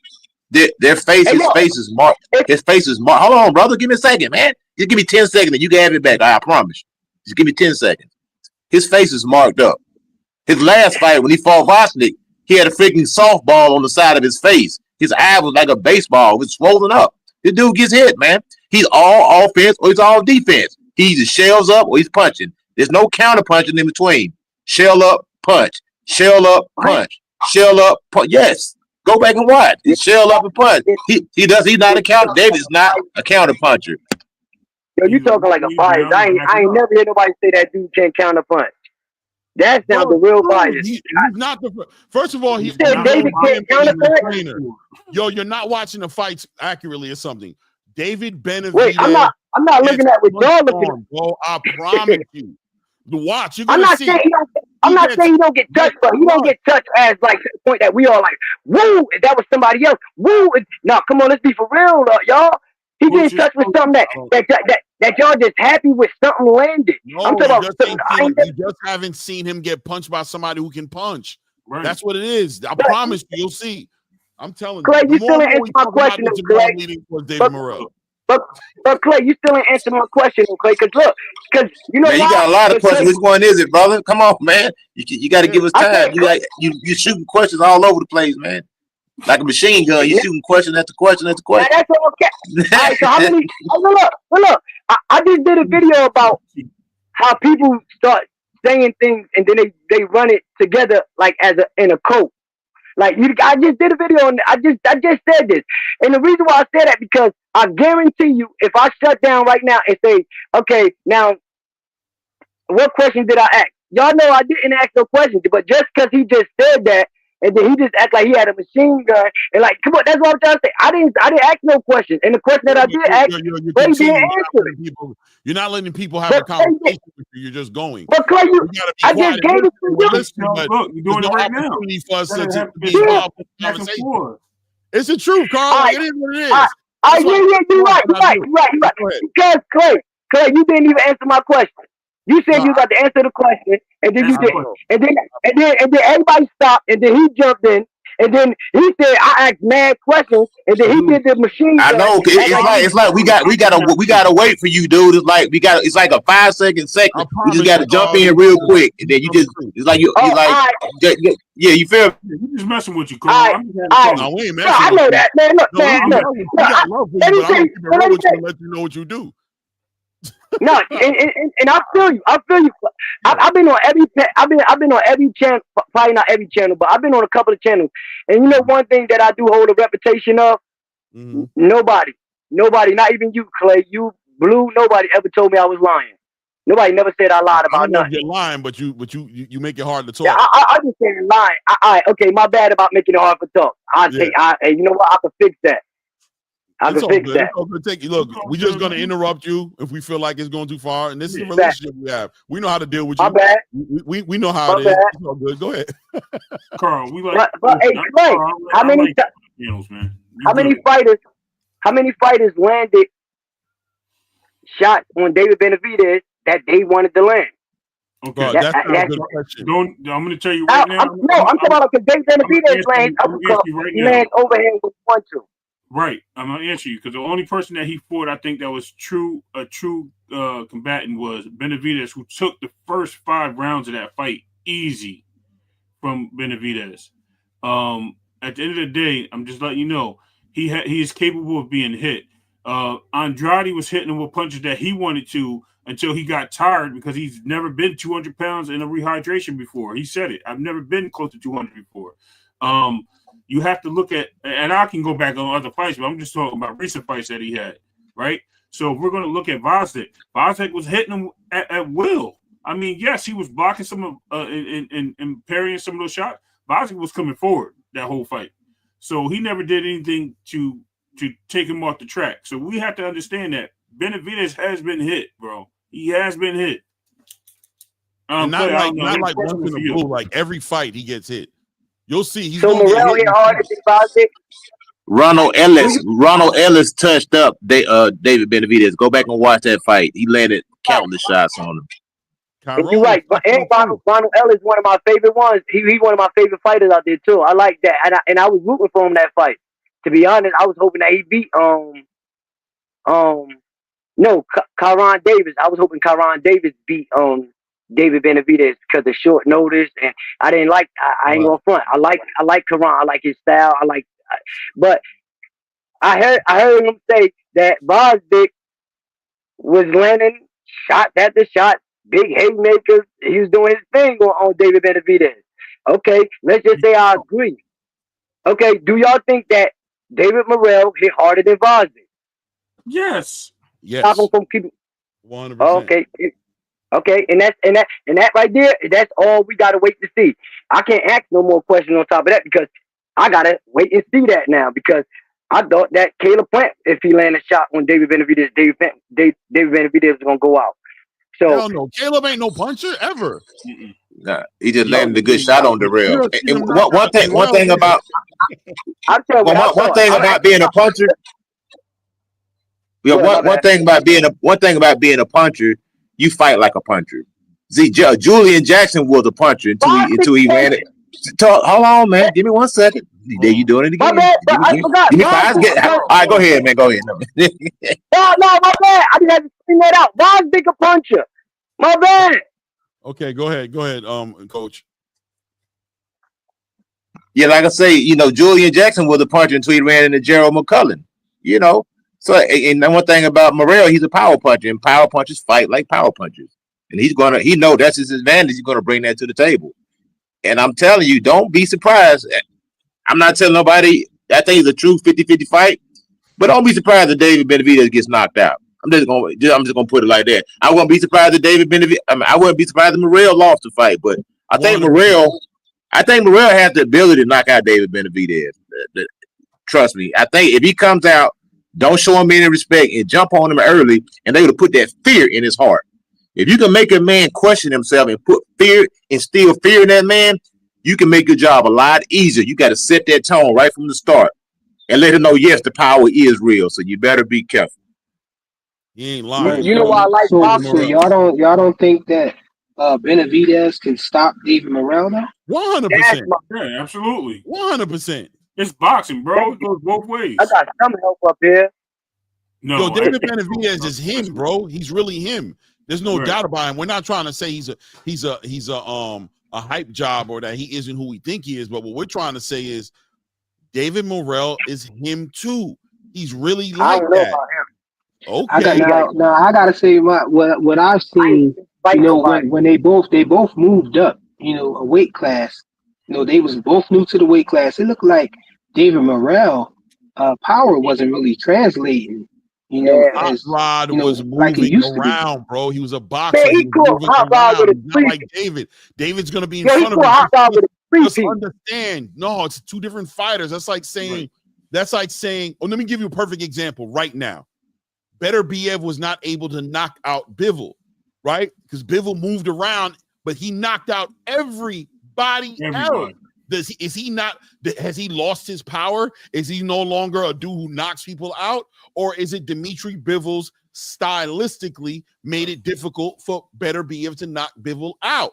Correct. We know Beterbiev is knocking the people out. David Morrell ran into somebody who stylistically offered him an Eastern European type of move around, bounce around style, and he never provided himself an opportunity. David Morrell never got an opportunity to knock him out. It's not like David Morrell was hitting him with haymakers and this dude's just walking through it. And you know what I'm saying? It's like, damn, what happened to David? No, he was boxing. He did a great job. But it doesn't mean that David Morrell is not that. Hold on. It doesn't mean that David Morrell is not who he is. And David Benavidez will be in front of David Morrell. He's going to walk him down and put that pressure on him. He's going to be available to get hit because he's going to be focused on being offensive and hitting with volume punches and walking him down. And David Morrell is going to have an opportunity to hit him with way cleaner shots than he did with Hot Rod. It's not comparable. You'll see.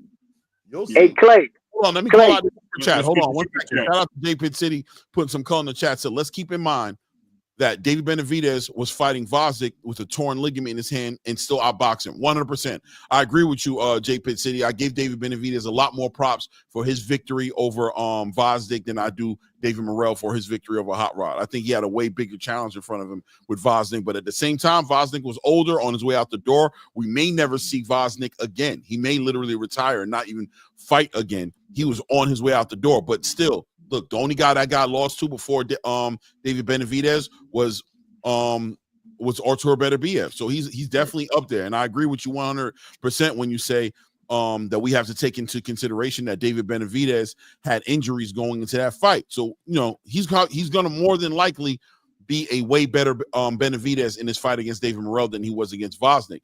But let's not get it twisted. David Morrell's power is tried true, bro. And if he hits David Benavidez with those shots that he was doing at 168, he'll either buckle him and stop him, or David Benavidez shows the world that he's really different. I was just about to say that to you. I was about to say, Clay. So it's safe to say if David, and it's all an if, because like I said, I'm waiting for fight night. I just think I know how it's gonna go. So it's safe to say that if David Benavidez go in here and treat Morrell just like he treated everybody else, if he treat him the same exact way, it's safe to say that you gonna have a little bit more respect for David Benavidez, because I see that you got a little bit like you still got that you could give a little bit more. You gonna give him that little extra. I'm honest to say that I've never seen David Benavidez hit by a David Morrell. Like, I know, I'm asking you, are you if you going to treat him the same exact way? Because in your eyes, you even calling for a lot of respect. If he walks through David Morrell's offense and shots, and even if he avoids the shots, if he becomes a boxer and starts moving around and moving on angles, and I see his footwork step up, I'm going to recognize him for what he's doing without a doubt. I think he's fast enough to, because y'all forgetting about his catching and shooting. David Benavidez catch and shoot good, and he move his head. He don't keep that head. Everybody say, I'm just saying what I see. I just think it's gonna be a lot to deal with David Morrell. I just think I could be wrong. So he catch and shoots, right? So coaches who y'all get a speed advantage to? Benavidez. Yeah, Benavidez. Wait, David Benavidez. Yeah, I think that's going to be a problem for David Morrell. He probably never fought nobody as fast as David Benavidez. But and somebody that let him go. The thing is, it's you can nullify speed with feints and jabs. Like, it is what it is. You get this guy moves straight forward and backwards. That's what we're all talking about. He doesn't have any slick skills. He doesn't dip his shoulder to slide out. If he turns, he walks to the side. He does not do anything but forward and backwards moving. So if he's not going to be dipping under and sliding and throwing hooks and jabs or whatever, you know what I mean, uppercuts on those slips, then he's in for it. I'm telling you, all Benavidez does is sit there and do this, let you punch. And then I got the Mexican monster. Punches, my bad, Clay. Hold on, he throws that jab. And then he starts going to the body and to the top. That's what he does. My bad, Clay. I really do apologize, Clay. No, you good. Like we having fun, man. I'm talking about. I got a joke, man. Look, hold up. My bad, Clay. I thought you was the one that needed to. Oh, it's gonna be him. Yeah, it's gonna be him. It's gonna be you. I hear it. I hear it. I just want to, in the link, I just put in the link right now of a breakdown. I thought it was a real good breakdown of David Benavidez and David Morrell fighting each other, and just kind of like painting where David Benavidez's strengths are, where David Morrell's strengths are, weaknesses, and he got some real good footage in there, kind of breaking down, you know, the edge that David Morrell has versus the edge that David Benavidez has. And you'll see through the video, not through conversation, through the video, as they're breaking down different scenarios in the ring, you'll look and you'll go, oh shoot, David Benavidez does have bad habits that are there to be taken advantage of. He does stuff that the right fighter who has the IQ can take advantage of, and he does it consistently, fight after fight after fight. It's just that he's been able to get away with it because he's a monster at 168. It's the same thing as Boots. Boots was able to get away with a lot, but when he got in the ring with a motivated what's my guy's Karen Kukadachin, he still got away with it though. He didn't get away with it. He got exposed. Yo, he just Karen is that good. Karen, how you get exposed and beat the guy? David Morrell's that good. Karen is that good. I put my money on Karen now.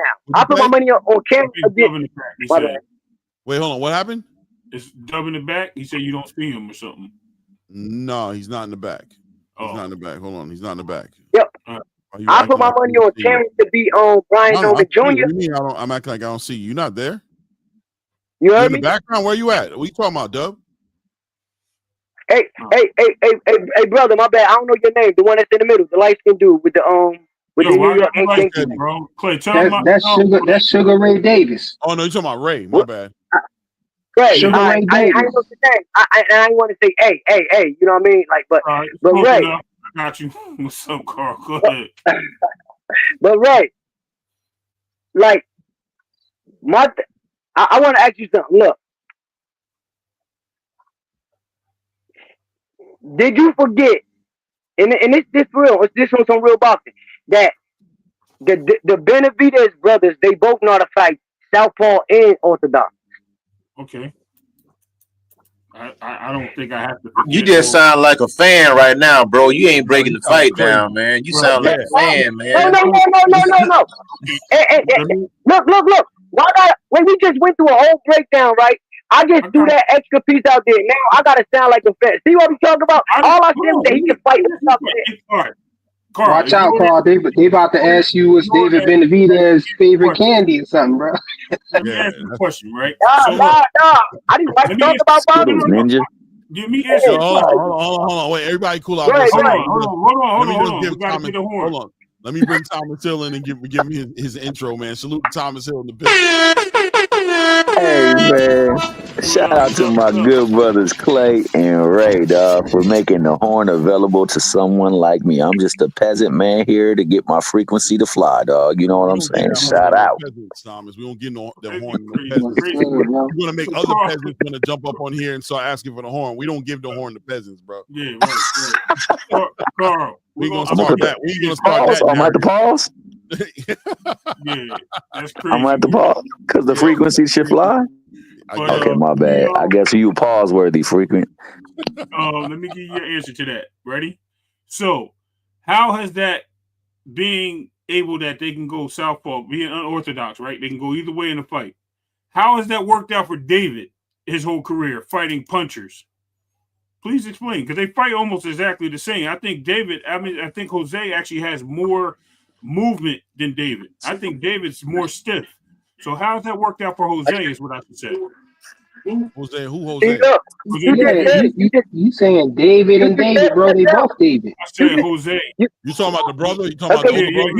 He said the Benavidez brothers grew up fighting both Orthodox and Southpaw. Right. That was his question. Right. So I'm saying, how has that worked out for Jose in his career, right? And he has more fluid motion. He has more slickness than David, right? David is more of a statue than his brother Jose. So if Jose's been getting clipped and dropped and knocked out by people with less power, how does that work? Yeah, Bud knocked him out. He had no power, made his leg buckle, right? And you guys complain about Bud. I'm saying Bud's not a knockout. Bud beats you up, and then he takes advantage of the opportunity. Bud is a knockout artist. How Bud ain't a knockout artist and Bud knocked out everybody in 140-74, man. Bud is a knockout artist. Knockout artist is somebody that takes a knockout. Hold on. But who else knocked out? Listen, knocked him out? Coach is here. Dub is here. I'm not going to argue with you what a knockout artist is, okay? What I'm telling you. I said who else knocked out Jose Benavidez. That's all I said. Who else did it? What's up, man? You said everybody said it worked out. But your question was him being southpaw or not, does that help him survive, right? Him being able to fight both sides of the ring, right?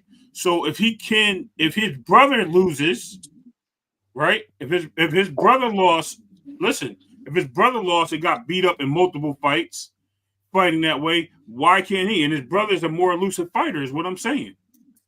His brother his brother lost. Don't fight like him.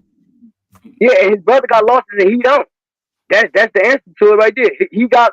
His brother got losses. He don't got no losses, and he been dominating everybody that he been getting in the ring with. Okay. And nobody can't call him away from it. Okay, but that's not your question. Your question was, if I said he fights southpaw, fighting southpaw and orthodox, right? And my answer to you is that them being the same, growing up the same, and one is more stiff and one is more elusive, and the elusive one got beat by people and knocked out. Why is Benavidez susceptible to not being knocked out or defeated? It doesn't matter those skill sets if you're stiff, if you just move one direction. He's actually more susceptible to get knocked out than his brother is. So how come he didn't get knocked out yet? Because he hasn't fought nobody his size. We're talking about that now. We're gonna find out. Hey, wait, to the person that just said I sounded like a fan. Somebody just said I sounded like a fan earlier. That was me. That was Coach Eddie. All right. So what do you call this? I'm listening. You are. Salute my brother, Coach Eddie, man. That's not gonna work. Real one out here. No, I'm saying I can't You're not compare gonna hear that, what Jose Carl. Benavidez doing. Carl, no Nah, one's gonna man, hear because you saying that. you've been on this 30-minute David Benavidez rant. That's why I said you sound like a fan, Nah, bro. it's different. It's the reason he I'm called you a talking what fan the is panel's different. talking about. I didn't bring this up. Yeah, you did. Isn't Man, this what but the it's all panel's good. talking You're about? not a fan. You're not a fan. Listen, Wait, hold on. isn't Let this me what bring the in. panel brought up? Y'all be trying. Okay, Come on, man. Stop hold trying. on, Carl. Y'all act like Carl, y'all hold know on. y'all talking. Carl, hold on. Let me bring in. I want to salute to my guy Dub, well connected. Elite. What's up, Dub?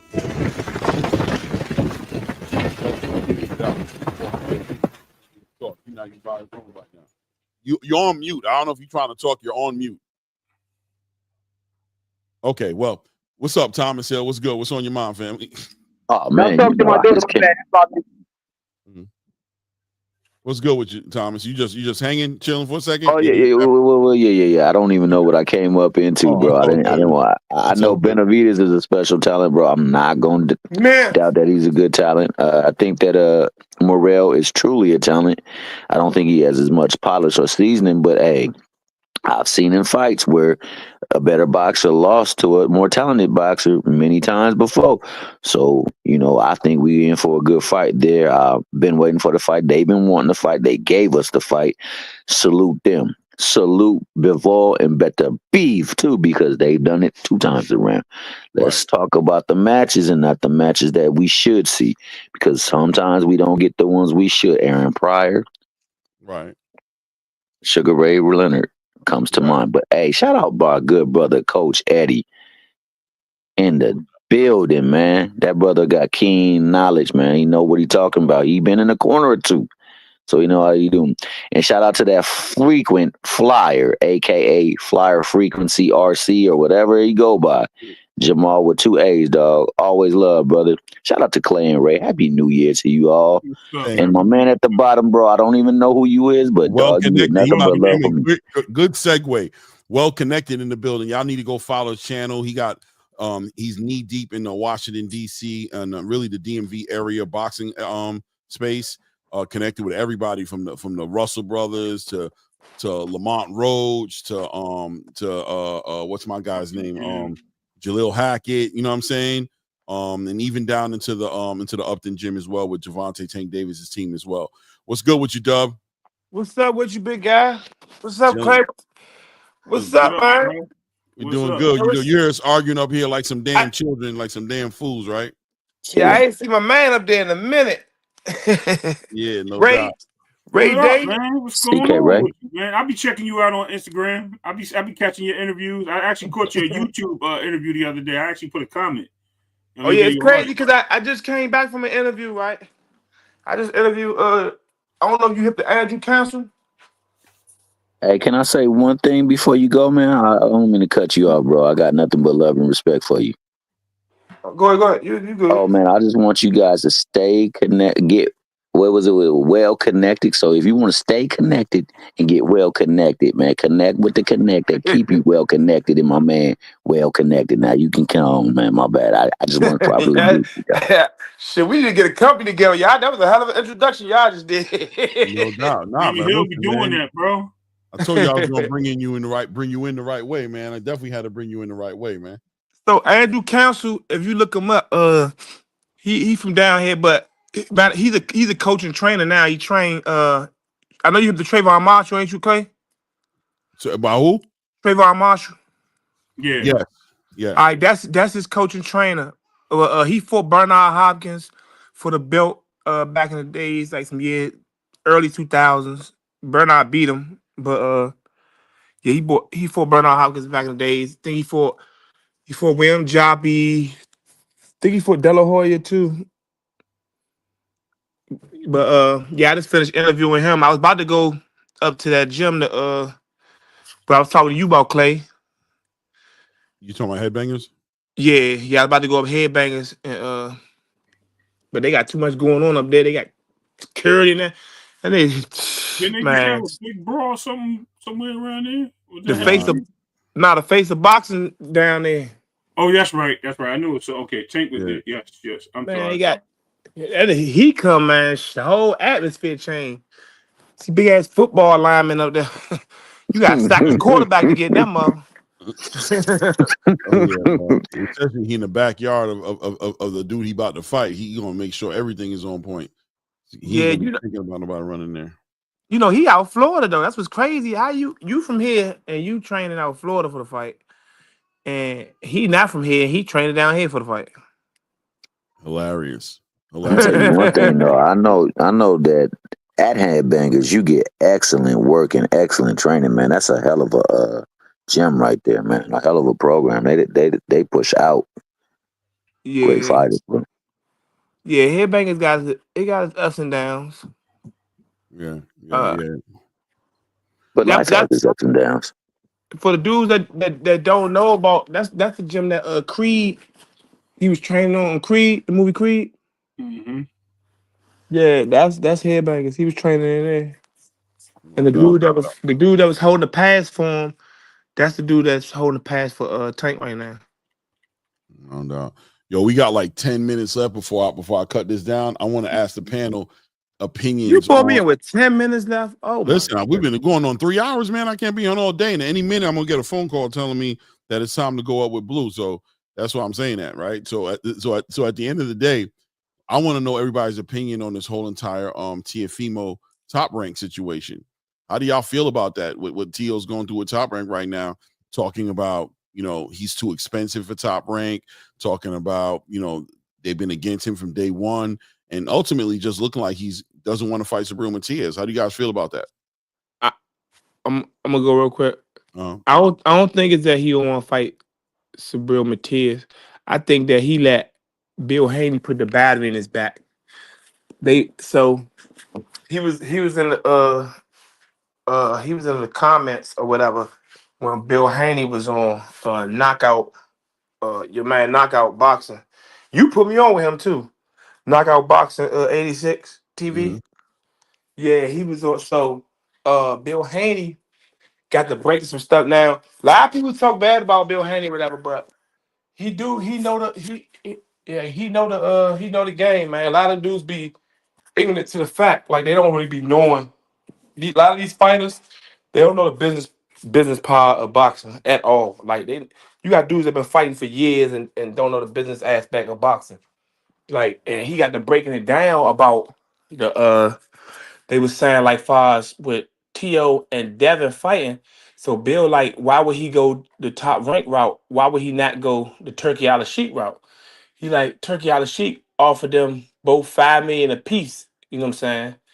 Up front. So Knockout was kind of agreeing with Teo a little bit, like, why would he take the $5 million up front when he can get back end money?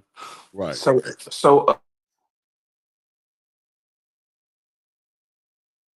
it went quiet. y'all hear me? Yeah, we can hear you now. Yeah. So Bill said, why would we do that when he said Knockout said, why would you do that when he can get back end money? So Bill, like, you don't always get the back end money. That he said that's what's wrong with the business now. That's why a lot of fighters complaining, because when they sign these contracts, they got a quota, right? And on that quota, they got to meet a certain amount of pay-per-view buys to get back end money. So T.O. was in the what's the name? Like, it was, I guess the quota was 100,000, right? The quota was 100,000. Now he like but it's no guarantee that we're gonna make 100,000 pay-per-view buys. So he was like, well, why would you not? He tried. Knockout was like, why would you not? How y'all? Yourself supposed to be the face of boxing, so you say. So how you can't make 100,000 pay-per-view buys? And he was like, a lot of these promoters and these networks be lying, so they won't have to pay the back end money. They'll be like, oh well, they sold 95,000. You know what I'm saying? So Knockout. Hello. Yeah, you good? Go ahead. Hello. Yeah, we hear you. Hello. Yo, you good? Not one of those Yo, you good? Oh, you good? Yes. Just give him the thumbs up. Y'all hear me? Yeah. I can't hear y'all. It's okay. Just go. Go ahead. We can hear you. But he said Knockout was saying that how they gonna lie? You can sue like that. And he was like, well, they give you a paper. They send a little paper in the mail saying that you didn't meet the quota, and this is how many buys that you sold. He said, so that's what a lot of fighters are complaining about, that, you know, they not paying them on the back end. They saying that whatever the quote is, they saying that they went just under it or whatever. So now, so he said a lot of them getting, he told Tio, like a lot of y'all getting dick, like y'all don't know what's going on. Y'all getting 6% and stuff like that. 6%, y'all thinking like y'all really getting some money on the back end, but y'all really not. You know what I'm saying? So that's why I think played a part. Like when he was saying, he was clowning like how Top Rank giving them 2 and 4 and 6% of the back end, which is not really nothing for real. Right. So basically, it's transparency. He was saying that their fighters are not getting, and that's creating more of an issue with the. Man, can I hear y'all? It's all right. I think they can hear me. I mean, I type it in the chat. Hold on. No, we definitely. Yeah, I hear all y'all. Yeah, I hear loud everybody. and clear. Good, Ray. I know you hear everybody, man. You got a studio over there, man. That stuff He need to all come out and legit, come bro. back. He need to come out and come back in. That's what he gotta do. Frequency. You would know about coming out and coming back in, huh? Pause, bro. Pause, bro.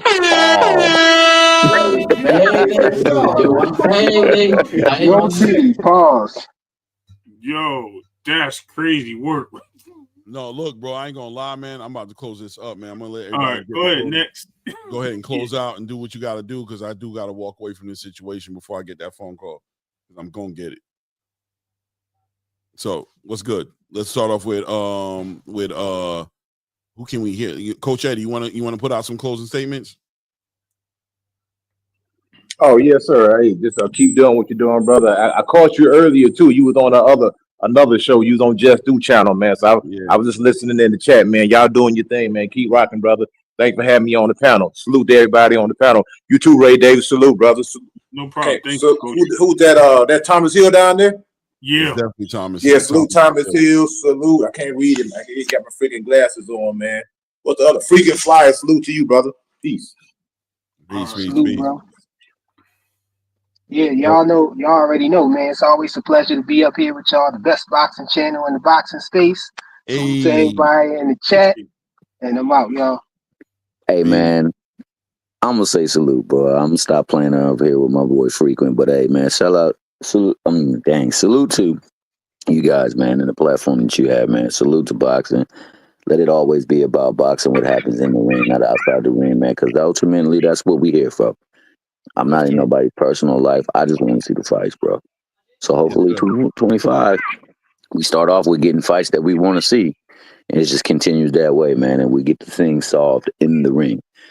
But shout out my good brother Clay, my good brother Ray, Coach Eddie, my main man, well connected. Also, frequent flyer. That's my guy. DeMar with 2 A's. Hey, y'all heard me? What happened? Yeah, we heard you. I was saying that I was answering your question, but I typed it in the chat for you. I was saying you were saying that Bill was just saying that the boxers are not getting transparency in these agreements and things of that nature. But Clay was saying he had to get off, so I didn't want to keep talking about it. It was cool. Okay. All right. Yeah. Carl, you want to say something on the way out? Say something nice, man. Yeah, hey Clay, I always say something nice, Clay. What is more, man? You ain't got to tell me that. Nah, for real, salute to y'all good brothers, man. Like, keep on doing what y'all doing. Never stop doing what y'all doing, man. And I want to thank y'all for giving me, an opportunity to come up here and, be able to just chop it up with y'all. You know what I mean? Like, I really appreciate it. And we all, you know what I mean? Next time we going to chop it up, we all going to debate about something else. So that's all our problem is, just debate. So, and I appreciate y'all, yo, for real.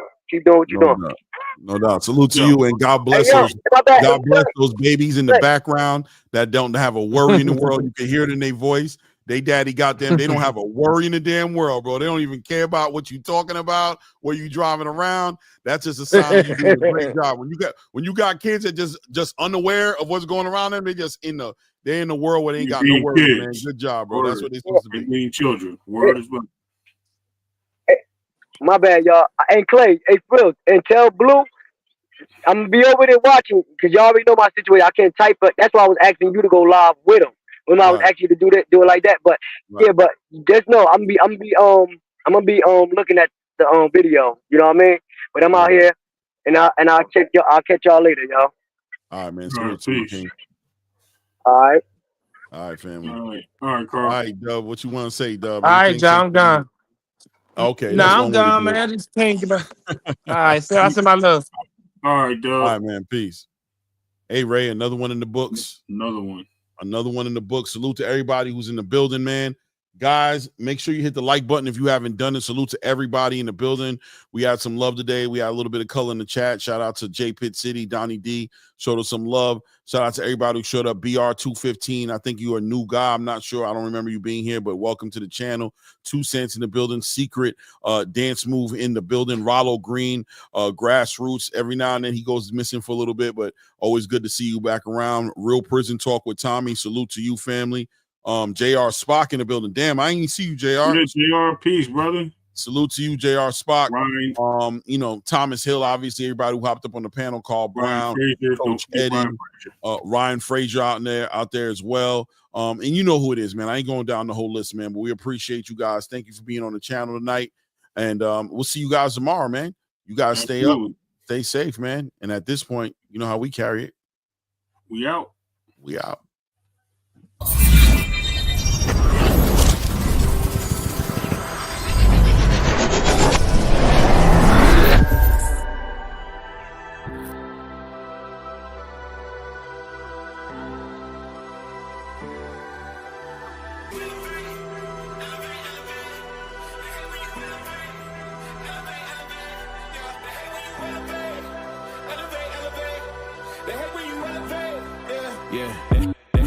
They hate when you elevate.